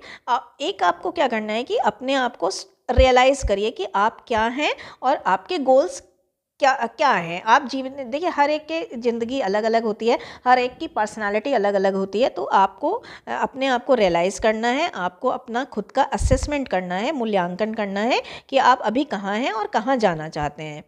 अब इसमें क्या होता है, जब आप सेल्फ असेसमेंट करते हैं तो स्ट्रेंथन योर स्ट्रेंथ, जो आपकी स्ट्रेंथ है, इसको बॉक्स में लिखिएगा। जो आपकी ताकत है उनको और ज़्यादा बढ़ाते जाइए। जैसे आप जो भी कुछ अच्छा करते हैं उसको और ज़्यादा निखारते जाइए। और and we can suppress your weakness, और जो आपकी वीकनेस है उनको कमज़ोर करते जाइए, उनको दबाते जाइए। Organise some social and religious gatherings, जैसे kitty parties, kirtan, mass prayer. कभी कभी आप सोशल और रिलीजियस गैदरिंग भी करिए। यानी सोशल और रिलीजियस गैदरिंग में क्या है, सोशल गैदरिंग में तो आपकी किटी पार्टी आ गई, टी पार्टीज़ आ गई, और रिलीजियस गैदरिंग में कीर्तन कर सकते हैं आप, सत्संग कर सकते हैं, है ना, कीर्तन, सत्संग और मास प्रेयर यानी सामूहिक प्रेयर। सामूहिक प्रेयर में बहुत जान होती है, बहुत ज़्यादा। जब आप एक ही बात को कलेक्टिवली बोलते हैं भगवान से या ऊपरी सत्ता से, अलमाइटी से, अल्लाह से, तो उसमें बहुत बहुत पॉजिटिविटी आती है। तो अपना इस तरह का भी कुछ कर सकते हैं। हम आपको सुपर स्टेटस होने के लिए नहीं कह रहे हैं, बल्कि आप कुछ भी ऐसा कर सकते हैं जहाँ पर आप सब लोग एक साथ मिलें। जैसे लाफिंग क्लब होते हैं ना, आप ऐसे भी कुछ कर सकते हैं, ज्वाइन कर सकते हैं, है ना। रीडिंग क्लब, आप लाइब्रेरी ज्वाइन कर सकते हैं, लाइब्रेरी ज्वाइन कर सकते हैं, ज्वाइन लाइब्रेरी, है ना। Helping needy and poor will also help you stress free. देखिए, अपने आप को एक काम और भी करना है कि आपसे भी कमज़ोर लोग हैं, आपसे भी ज़्यादा नीडी लोग हैं, तो जब आप उनकी हेल्प करेंगे ना, तो आपको ये लगेगा कि दुनिया में मुझसे भी बेसहारा लोग हैं, मुझसे भी ज़्यादा परेशानी वाले लोग हैं, और वो भी देखिए अच्छा कर रहे हैं। तो आप जब आप किसी की हेल्प करते हो ना, तो आपको बहुत ज़्यादा रिजुविनेशन फील होता है। तो आप लोगों की हेल्प करना भी शुरू करिए। एक ये बहुत अच्छा है, बनाना और चॉकलेट, दोनों चीज़ें। ये एक रिसर्च में बोला गया है कि चॉकलेट और बनाना खाने से भी स्ट्रेस कम होता है, तो आप ये भी करके देखिएगा। तो इस तरह से ये हमारा टॉपिक था। अब आता है लीडरशिप। देखिए, लीडरशिप बहुत इम्पॉर्टेंट टॉपिक है। अगर हम इस क्वेश्चन के आंसर को इस तरह से शुरू करना चाहें, बहुत इंपॉर्टेंट क्वेश्चन है, और इसको हम एक डेफिनेशन से शुरू करना चाहेंगे। लीडरशिप को अगर हमें डिफ़ाइन करना हो, तो leadership is not a popularity contest। Contest का मतलब कंटेस्टेंट होते हैं ना, तो कंटेस्ट का मतलब है एक जो है कोई आपका जो है, इसे कह सकते हैं एक मुकाबला नहीं है ना। तो एक पॉपुलैरिटी का कंटेस्ट नहीं है लीडरशिप, कोई दिखावे का कंटेस्ट नहीं है। अब हम अगर बात करें लीडरशिप क्या है, तो a set of certain trades that are developed with great practice. ये हमारा क्या है कि एक सर्टेन ट्रेड्स का मतलब विशेषताओं का एक सेट है जो डेवलप करा गया है बड़ी ही मेहनत के साथ, बड़ी ही प्रैक्टिस के साथ। These are not inherited by birth. ये जो ऐसे हैं वो बाय बर्थ नहीं है, इनेट नहीं है, हमारे अंदर जन्मजात नहीं होती हैं, बल्कि क्या होती हैं, ये हमने बड़ी ही प्रैक्टिस से सीखी हैं, बड़ी ही प्रैक्टिस से डेवलप करी हैं। और एक चीज़ और मैं यहाँ पर कहना चाहूँगी, leadership is not a leadership is not a power game. ये एक पावर गेम नहीं है, बल्कि क्या है, but to make the people powerful. Leadership power game नहीं है, बल्कि लोगों को पावरफुल बनाने का काम है। लीडरशिप है क्या, to get the work done by others, है ना। ये देखिए, एक लाइन छोड़ दीजिएगा, लोगों से काम कराने की art of getting the work done by others. Leadership is not to exhibit power. Leadership का मतलब पावर को एग्जिबिट करना नहीं है, शो करना नहीं है, बल्कि टू हेल्प अदर्स। क्या है ये, इस तरह से बट के बाद आप इस तरह से चार्ट बना के लिख सकते हैं, but to help others, to motivate others, and to get to know the problem of those who are under your supervision. तो लीडरशिप क्या है, पावर दिखाना नहीं है, बल्कि क्या है, टू हेल्प अदर्स, लोगों की हेल्प करना, to motivate others, to influence others भी कह सकते हैं, to motivate others, and to get to know the problem of those who are under your supervision, who are under your leadership. तो उन लोगों की प्रॉब्लम को सॉल्व करना, उन लोगों की प्रॉब्लम्स को सुनना जो लोग तुम्हारे अंडर में हैं, लोगों का हेल्प करना, लोगों को मोटिवेट करना, ये लीडरशिप का मतलब है। अब आता है लीडरशिप क्वालिटीज़। इसको कराने से पहले देखिए, ये क्वेश्चन बहुत ज़्यादा इंपॉर्टेंट है, और इसमें क्या आएगा, इस बार इसमें नोट लिखवाएंगे वो कि एम्पैथी पर एक नोट लिखो, है ना, कंसीडरेटनेस पर एक नोट लिखो। तो इस तरह से आएगा ये क्वेश्चन। और यहाँ पर हम जब लीडरशिप क्वालिटीज़ की बात कर रहे हैं, तो यहाँ पर हम क्या करेंगे, एक अच्छा सा चार्ट बना देंगे। ठीक है, इस तरह से करके बना दीजिएगा, या फिर इस तरह से करके बना दीजिएगा। ठीक है, या फिर एक छोटा सा तो लड़के हैं नहीं बना पा रहे हैं, तो इस तरह से करके बना दीजिएगा, इस तरह से करके, ठीक है। तो पहला है एम्पैथी। देखिए एम्पैथी का मतलब है, सिंपल सा मतलब है, योर पेन माई पेन। क्या है? Your pen my pen, to put ourselves in others shoes. इसमें क्या कहा जाता है? एम्पैथी का मतलब क्या है? To put ourselves in others shoes, ठीक है। तो एम्पैथी का मतलब है योर पेन माई पेन, यानी तुम्हारा दुख मेरा दुख। एक good leader should know and understand the pains and problems of his teammates. एक अच्छे लीडर को अपने टीममेट्स की, अपने टीम के जो लोग हैं उनके पेन्स और प्रॉब्लम्स को जानना और समझना चाहिए। एम्पैथी का मतलब ये है। अब वो जब जानेगा और समझेगा पेन्स और प्रॉब्लम्स को, तो क्या करेगा वो? He should treat them as his family members. उसे अपने फैमिली मेम्बर, उसे सारे लोगों को अपनी फैमिली मेम्बर्स की तरह ट्रीट करना चाहिए। कैसे? जैसे आप फैमिली मेम्बर्स का जब कोई दर्द आता है तो आप उतने ही सेंसिटिव हो जाते हैं, ठीक उसी तरह से आपको अपने टीममेट के ऊपर कोई दर्द आया है तो सेंटिमेंटल हो जाना है और उसकी हेल्प करने के लिए तत्पर हो जाना है। या उसके, अगर मान लीजिए उसके घर में कोई खुशी है तो उसी तरह से सेलिब्रेट करनी है। जैसे आप अपनी बच्चे का बर्थडे सेलिब्रेट करते हैं, ऐसे ही अपने एम्प्लॉय का बर्थडे भी सेलिब्रेट करना है। He should be ready to stand with them in their weal and woes, ups and downs. Weal and woes का मतलब है दुख और सुख, है ना। इसका क्या मतलब है? दुख और सुख। तो हमेशा वो तैयार रहे अपने लोगों के दुख सुख में खड़े होने के लिए, है ना। स्टैंड को आप अंडरलाइन कर दीजिएगा और व्हील एंड वोज को। He should listen to their problems calmly and patiently without being aggressive। जब आपके लोग आपके पास आएँ तो आप उनकी प्रॉब्लम्स को कामली और पेशेंटली सुन पाएँ बिना एग्रेसिव हुए। He should be sensitive enough to the pains and problems of his teammates। अपने टीममेट्स की प्रॉब्लम्स और पेन्स को लेकर उसको सेंसिटिव होना चाहिए, संवेदनशील होना चाहिए, जागरूक होना चाहिए, अवेयर्ड होना चाहिए। क्या होना चाहिए? अवेयर्ड और कॉन्शियस होना चाहिए, कॉन्शियस, ठीक है। अब आता है इंटीग्रिटी। इंटीग्रिटी ये देखिए बहुत इंपॉर्टेंट है, ये आएगा, है ना, वेरी इंपॉर्टेंट। ऐसे आ सकता है, what role does integrity play in leadership? अखंडता। अखंडता का मतलब है अपने आदर्शों पर बने रहना, है ना। Integrity is the foundation of good leadership. Integrity से आप उसमें कर दीजिएगा। इंटीग्रिटी जो है अच्छे रिलेशनशिप, अच्छे लीडरशिप की फाउंडेशन है, कॉर्नर स्टोन है, आधारशिला है। क्या है? Corner stone. कॉर्नर स्टोन का मतलब आधारशिला। अब इंटीग्रिटी का मतलब क्या है? One must stand for one's believes even in tough and unfavourable situations. एक व्यक्ति को अपने विश्वासों पर अडिग रहना चाहिए, खड़े रहना चाहिए, यहाँ तक कि टफ और अनफेवरेबल सिचुएशंस में भी। जब उसके ऊपर टफ सिचुएशन आए, जब वो किसी ऐसी सिचुएशन में स्टक हो जाए, फंस जाए जो अनमैनेजेबल हो, तब भी उसको अपने विश्वासों पर अडिग रहना चाहिए, स्टैंड रहना चाहिए। फॉर एग्जाम्पल, अगर आप एक IAS ऑफिसर हैं और आप जो है आपको कोई ब्राइब दे रहा है, रिश्वत दे रहा है ना, कोई जो है उपहार दे रहा है बहुत बड़े बड़े, तो आप जो है उसको स्वीकार ना करें। या फिर आप मान लीजिए आप एक कलेक्टर हैं और आपकी बेटी का अपहरण कर लिया है और ये कहा जा रहा है कि आपकी बेटी को हम तभी छोड़ेंगे जब आप हमारे 10 आदमियों को जेल से रिहा कर देंगे। तो आपको ऐसा कुछ नहीं करना है, बल्कि कूल माइंड से, किसी टैक्टफुली आपको चीज़ों को संभालना है। आपको बहुत सारा पैसों का लालच दिया और आप बिक गए, तो वो सब नहीं करना है। आपको टफ और अनफेवरेबल सिचुएशन आने पर भी अपने बिलीफ के साथ कॉम्प्रोमाइज़ नहीं करना है, बल्कि उनके साथ स्टैंड रहना है।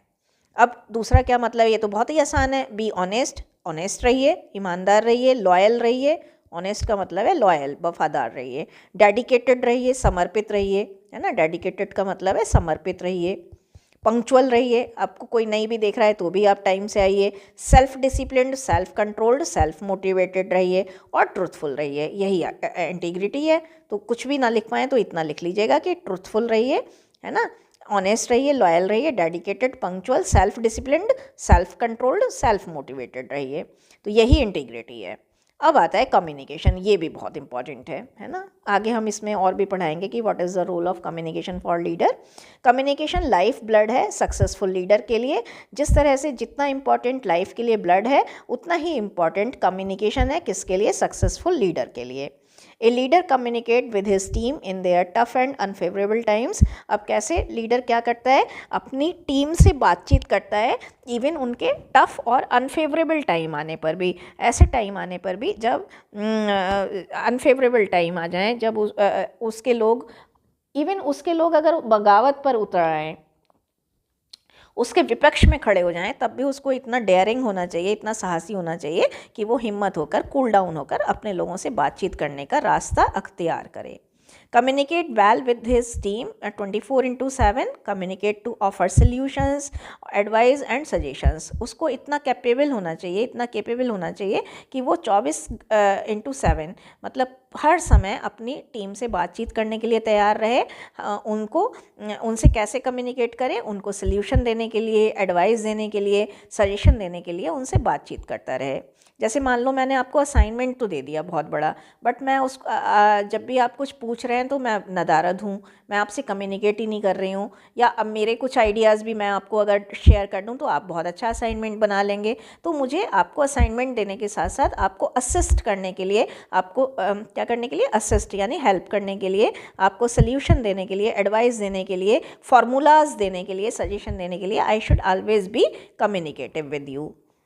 जैसे मान लीजिए आपको मैंने असाइनमेंट दिया और आपने 11 बजे, जब मेरा जगने का टाइम मान लीजिए 11 बजे तक है, मैंने आपको, तो अगर आपने मुझे 10 बजे मैसेज भेजा तो मैं अगर उसको आंसर तुरंत कर दूंगी तो आपको वहाँ आप अटकोगे नहीं और आप आगे बढ़ जाओगे। तो मुझे एज ए लीडर आपको हमेशा रिप्लाई देने के लिए तैयार रहना चाहिए। कम्युनिकेट टू, देखिए आपने देखा होगा कभी कभी कि जैसे ही आपका कमेंट आता है तो मैं बहुत जल्दी उसको आंसर करने की कोशिश करती हूँ within 24 hours. Communicate to get to know their problems and grievances. उसे कब कब कम्युनिकेट करना है, उनकी प्रॉब्लम्स और ग्रीवेंसेस। ग्रीवेंसेस का मतलब है गिले शिकवे, प्रॉब्लम्स का मतलब है परेशानी। तो उसको अपने लोगों के माफ़ कीजिएगा, उसको अपने लोगों के गिले शिकवे और प्रॉब्लम्स जानने के लिए भी उनसे समय समय पर बातचीत करते रहना चाहिए। अब आता है self confidence. A leader should be confident enough. He should have following features. एक लीडर को कॉन्फिडेंट होना चाहिए, और जो एक कॉन्फिडेंट लीडर है वो इतने सारे फीचर्स दिखाता है। उसमें क्या क्या फीचर होते हैं, उसमें क्या क्या क्वालिटीज़ होती हैं। He thinks, acts and react positively. ऐसा लीडर जिसमें के अंदर सेल्फ कॉन्फिडेंस होता है, वो अच्छे से सोचता है, अच्छे से काम करता है और अच्छे से ही रिएक्शन देता है, पॉजिटिवली रिएक्शन देता है। He is ready to take risk and challenges. वो हमेशा रिस्क और चैलेंजेस को लेने के लिए तैयार रहता है। He is ready to explore something new and creative. वो हमेशा नई और क्रिएटिव चीज़ों को खोजने के लिए तैयार रहता है। अब आता है कंसीडरेशन, बहुत ही ज़्यादा इंपॉर्टेंट है। Such person is very helpful and caring. ऐसा व्यक्ति बहुत हेल्पफुल और बहुत केयरिंग, कंसर्न होता है उसके अंदर। ही नेवर पुल्स लैग और बैकबाइट। इसको अंडरलाइन कर दीजिएगा। वो कभी भी किसी की टांग खिंचाई नहीं करता, जो है चुगलखोरी नहीं करता। बैकबाइट का मतलब चुगलखोरी। बल्कि वो क्या करता है, he support his followers in every possible way. वो हर पॉसिबल वे में अपने फॉलोअर्स को सपोर्ट करता है। He pays honor, respect and values to others' dignity। वो लोगों की डिग्निटी को, लोगों की शान को रिस्पेक्ट देता है, उनका सम्मान करता है और उनको वैल्यू देता है, उनको इम्पोर्टेंस देता है।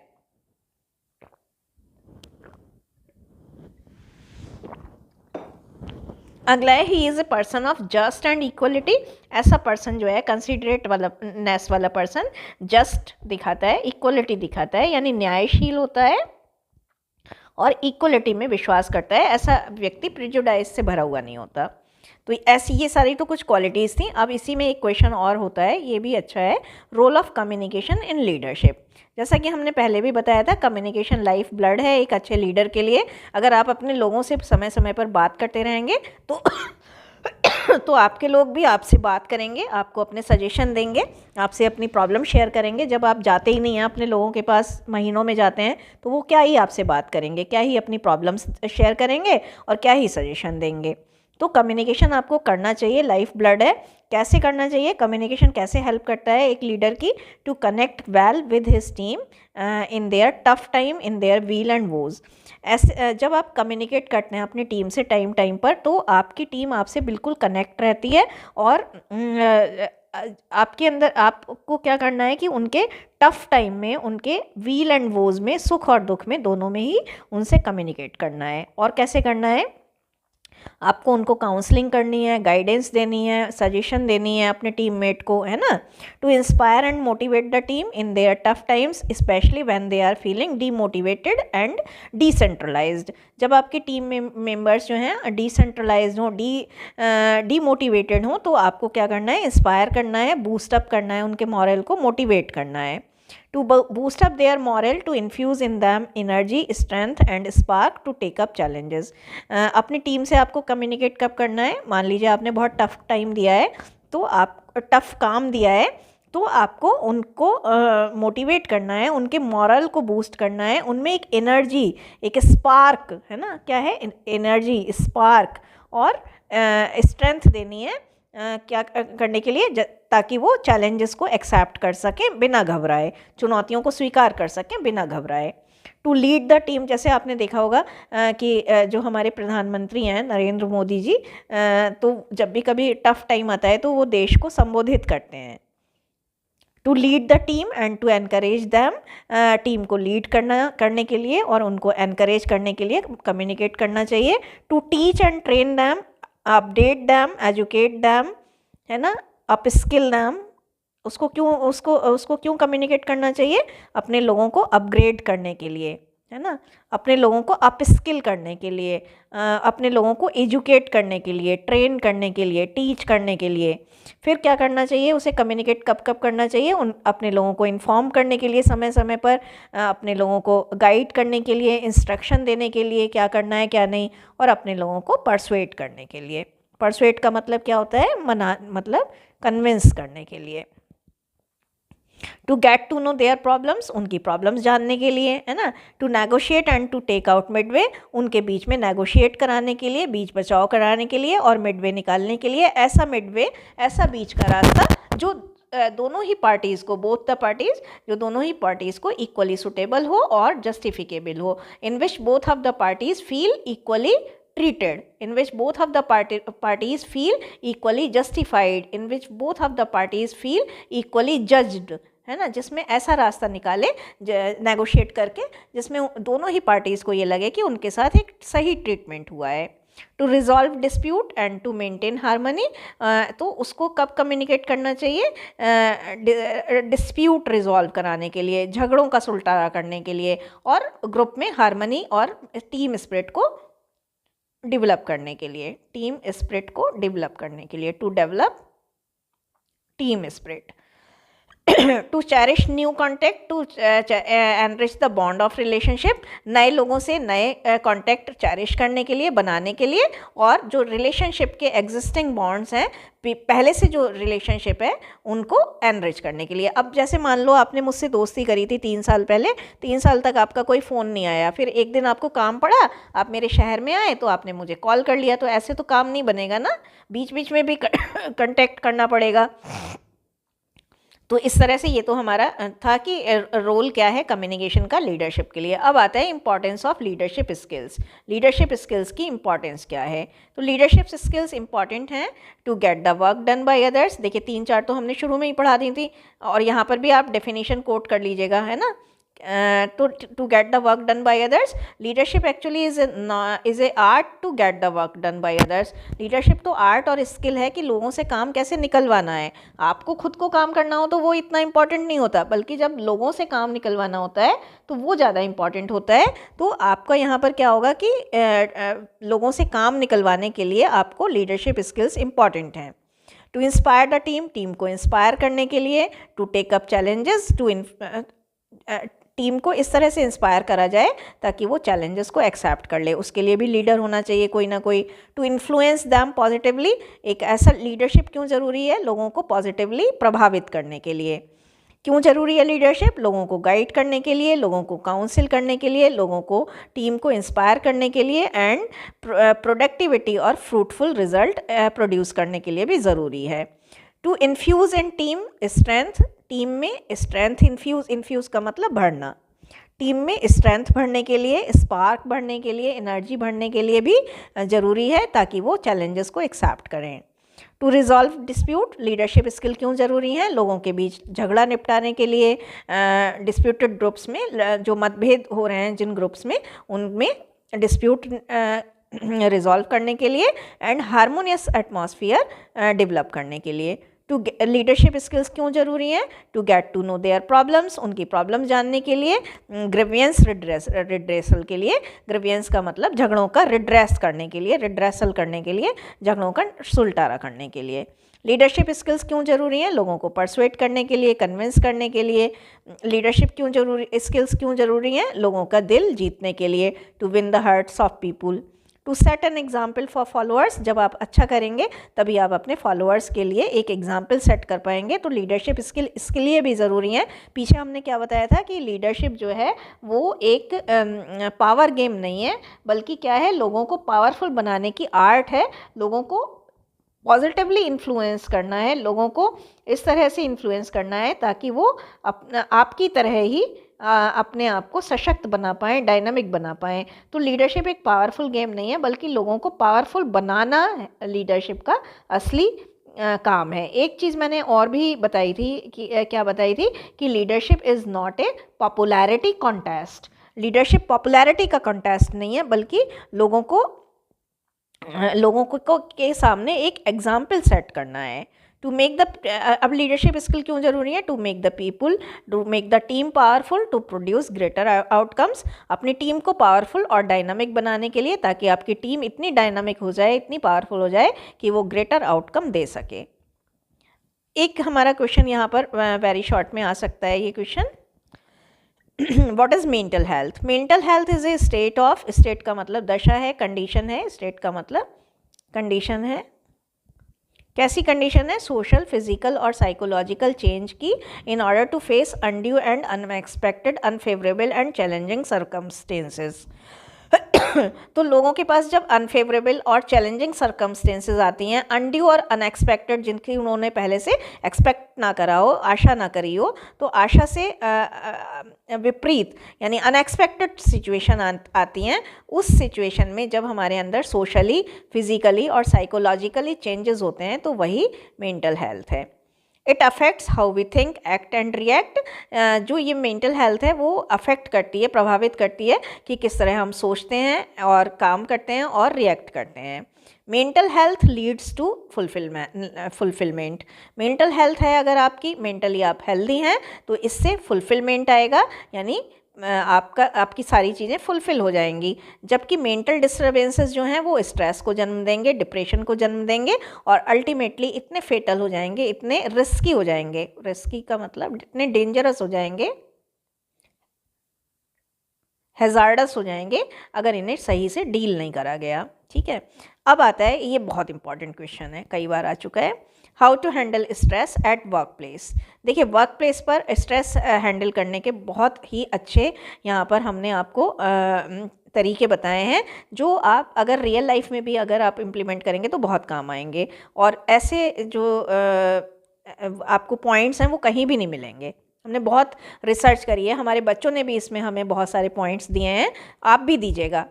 आपको देखिए, अगर वर्क प्लेस पे स्ट्रेस को अवॉइड करना है तो आपको सबसे पहले क्या होना होगा? एक्स्ट्रा पोलाइट होना होगा, विनम्र होना होगा, हम्बल होना होगा बहुत ही, और सॉफ्ट होना होगा, while tackling even with those who are harsh and rough tough. उन लोगों से डील करते हुए जो रफ टफ हैं, जो बहुत रूखे हैं, ऐसे लोगों को, एरोगेंट हैं, हार्श का मतलब जो बहुत एरोगेंट हैं, इस टाइप के लोगों से डील करते हुए आपको हम्बल, पोलाइट और सॉफ्ट होना होगा। क्योंकि देखिए, कई बार कहा गया है कि it takes 2 hand to clap, ताली 2 हाथों से बजती है ना, एक हाथ से कभी भी नहीं बजती। तो इसी तरह से अगर इसके अपोजिट में अगर आप देखिए कोई आपसे बार बार लड़ रहा है, बार बार आपके लिए अपोजिट कमेंट्स, नेगेटिव रिमार्क कर रहा है, लेकिन आप तभी भी शांत रहते हैं, तो वो एक बार सोचने को मजबूर हो जाएगा, ये तो यार मैं कहता हूँ इतना सब कुछ और ये तो फिर भी बदलता, मतलब शांत रहता है, तो फिर वो कहना छोड़ देगा। तो हार्श और रफ टफ टाइप के लोगों से डील करते हुए आपको क्या होना है,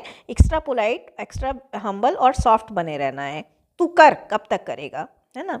improve the quality of your work, अपने वर्क की क्वालिटी को इतना इम्प्रूव कर लो कि जो आपके हेटर्स हैं वो भी कुछ ना कर पाएँ।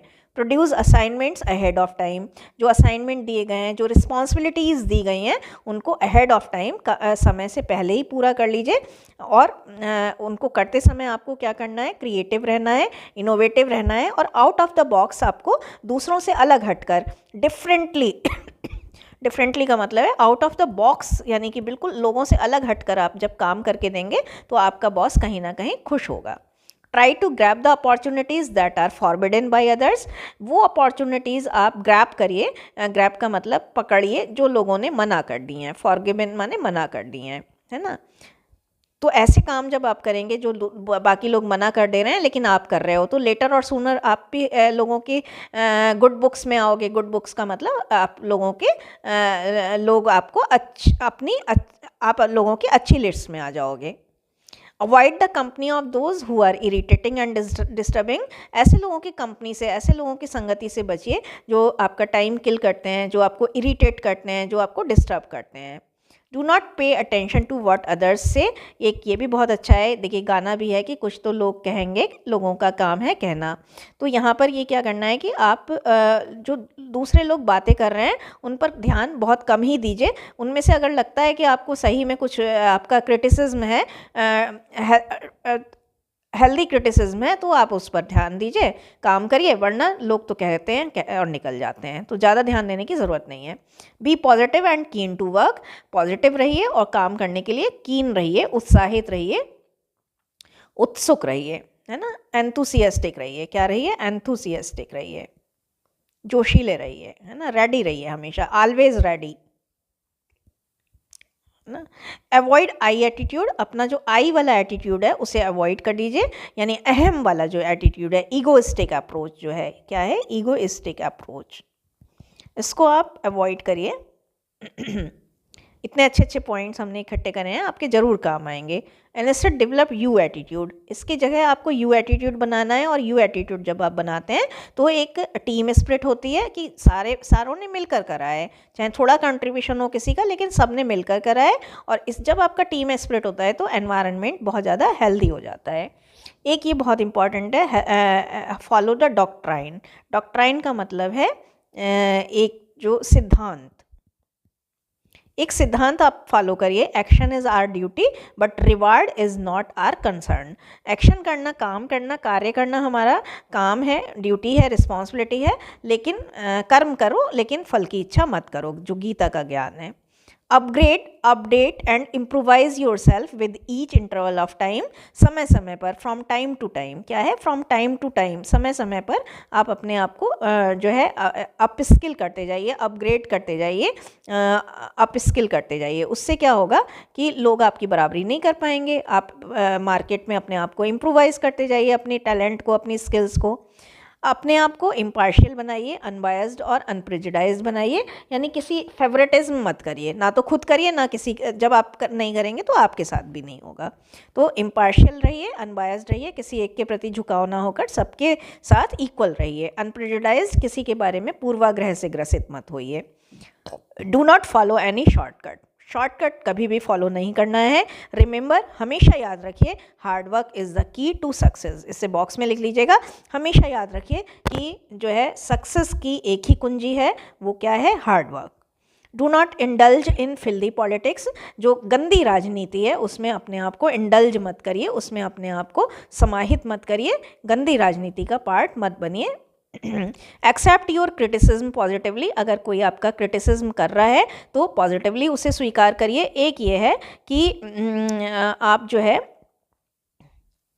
Follow positive constructive criticism. अगर आपको आपको अगर करने का मिल रहा है किसी का क्रिटिसिज्म, तो आप जो है कंस्ट्रक्टिव क्रिटिसिज्म करिए। यानी कि आपने जैसे मान लो हमारे वीडियोस पर ही कमेंट करा, तो आप ये कह सकते हैं कि मैम आप ये और अच्छा कर लीजिए। आप ये नहीं कहेंगे कि सारा ही गलत है आपका, है ना, इस तरह से।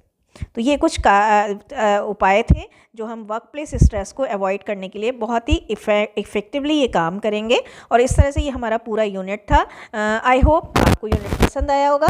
अगर यूनिट थोड़ा भी पसंद आए तो अपने दोस्तों में शेयर करिएगा। जो पसंद नहीं आया आपको चीज़, वो आप कमेंट बॉक्स में कमेंट करके बताइएगा। आपका समय शुभ हो, आपका एग्जामिनेशन एक्सपीरियंस वंडरफुल हो, अमेजिंग हो, स्पार्कलिंग हो।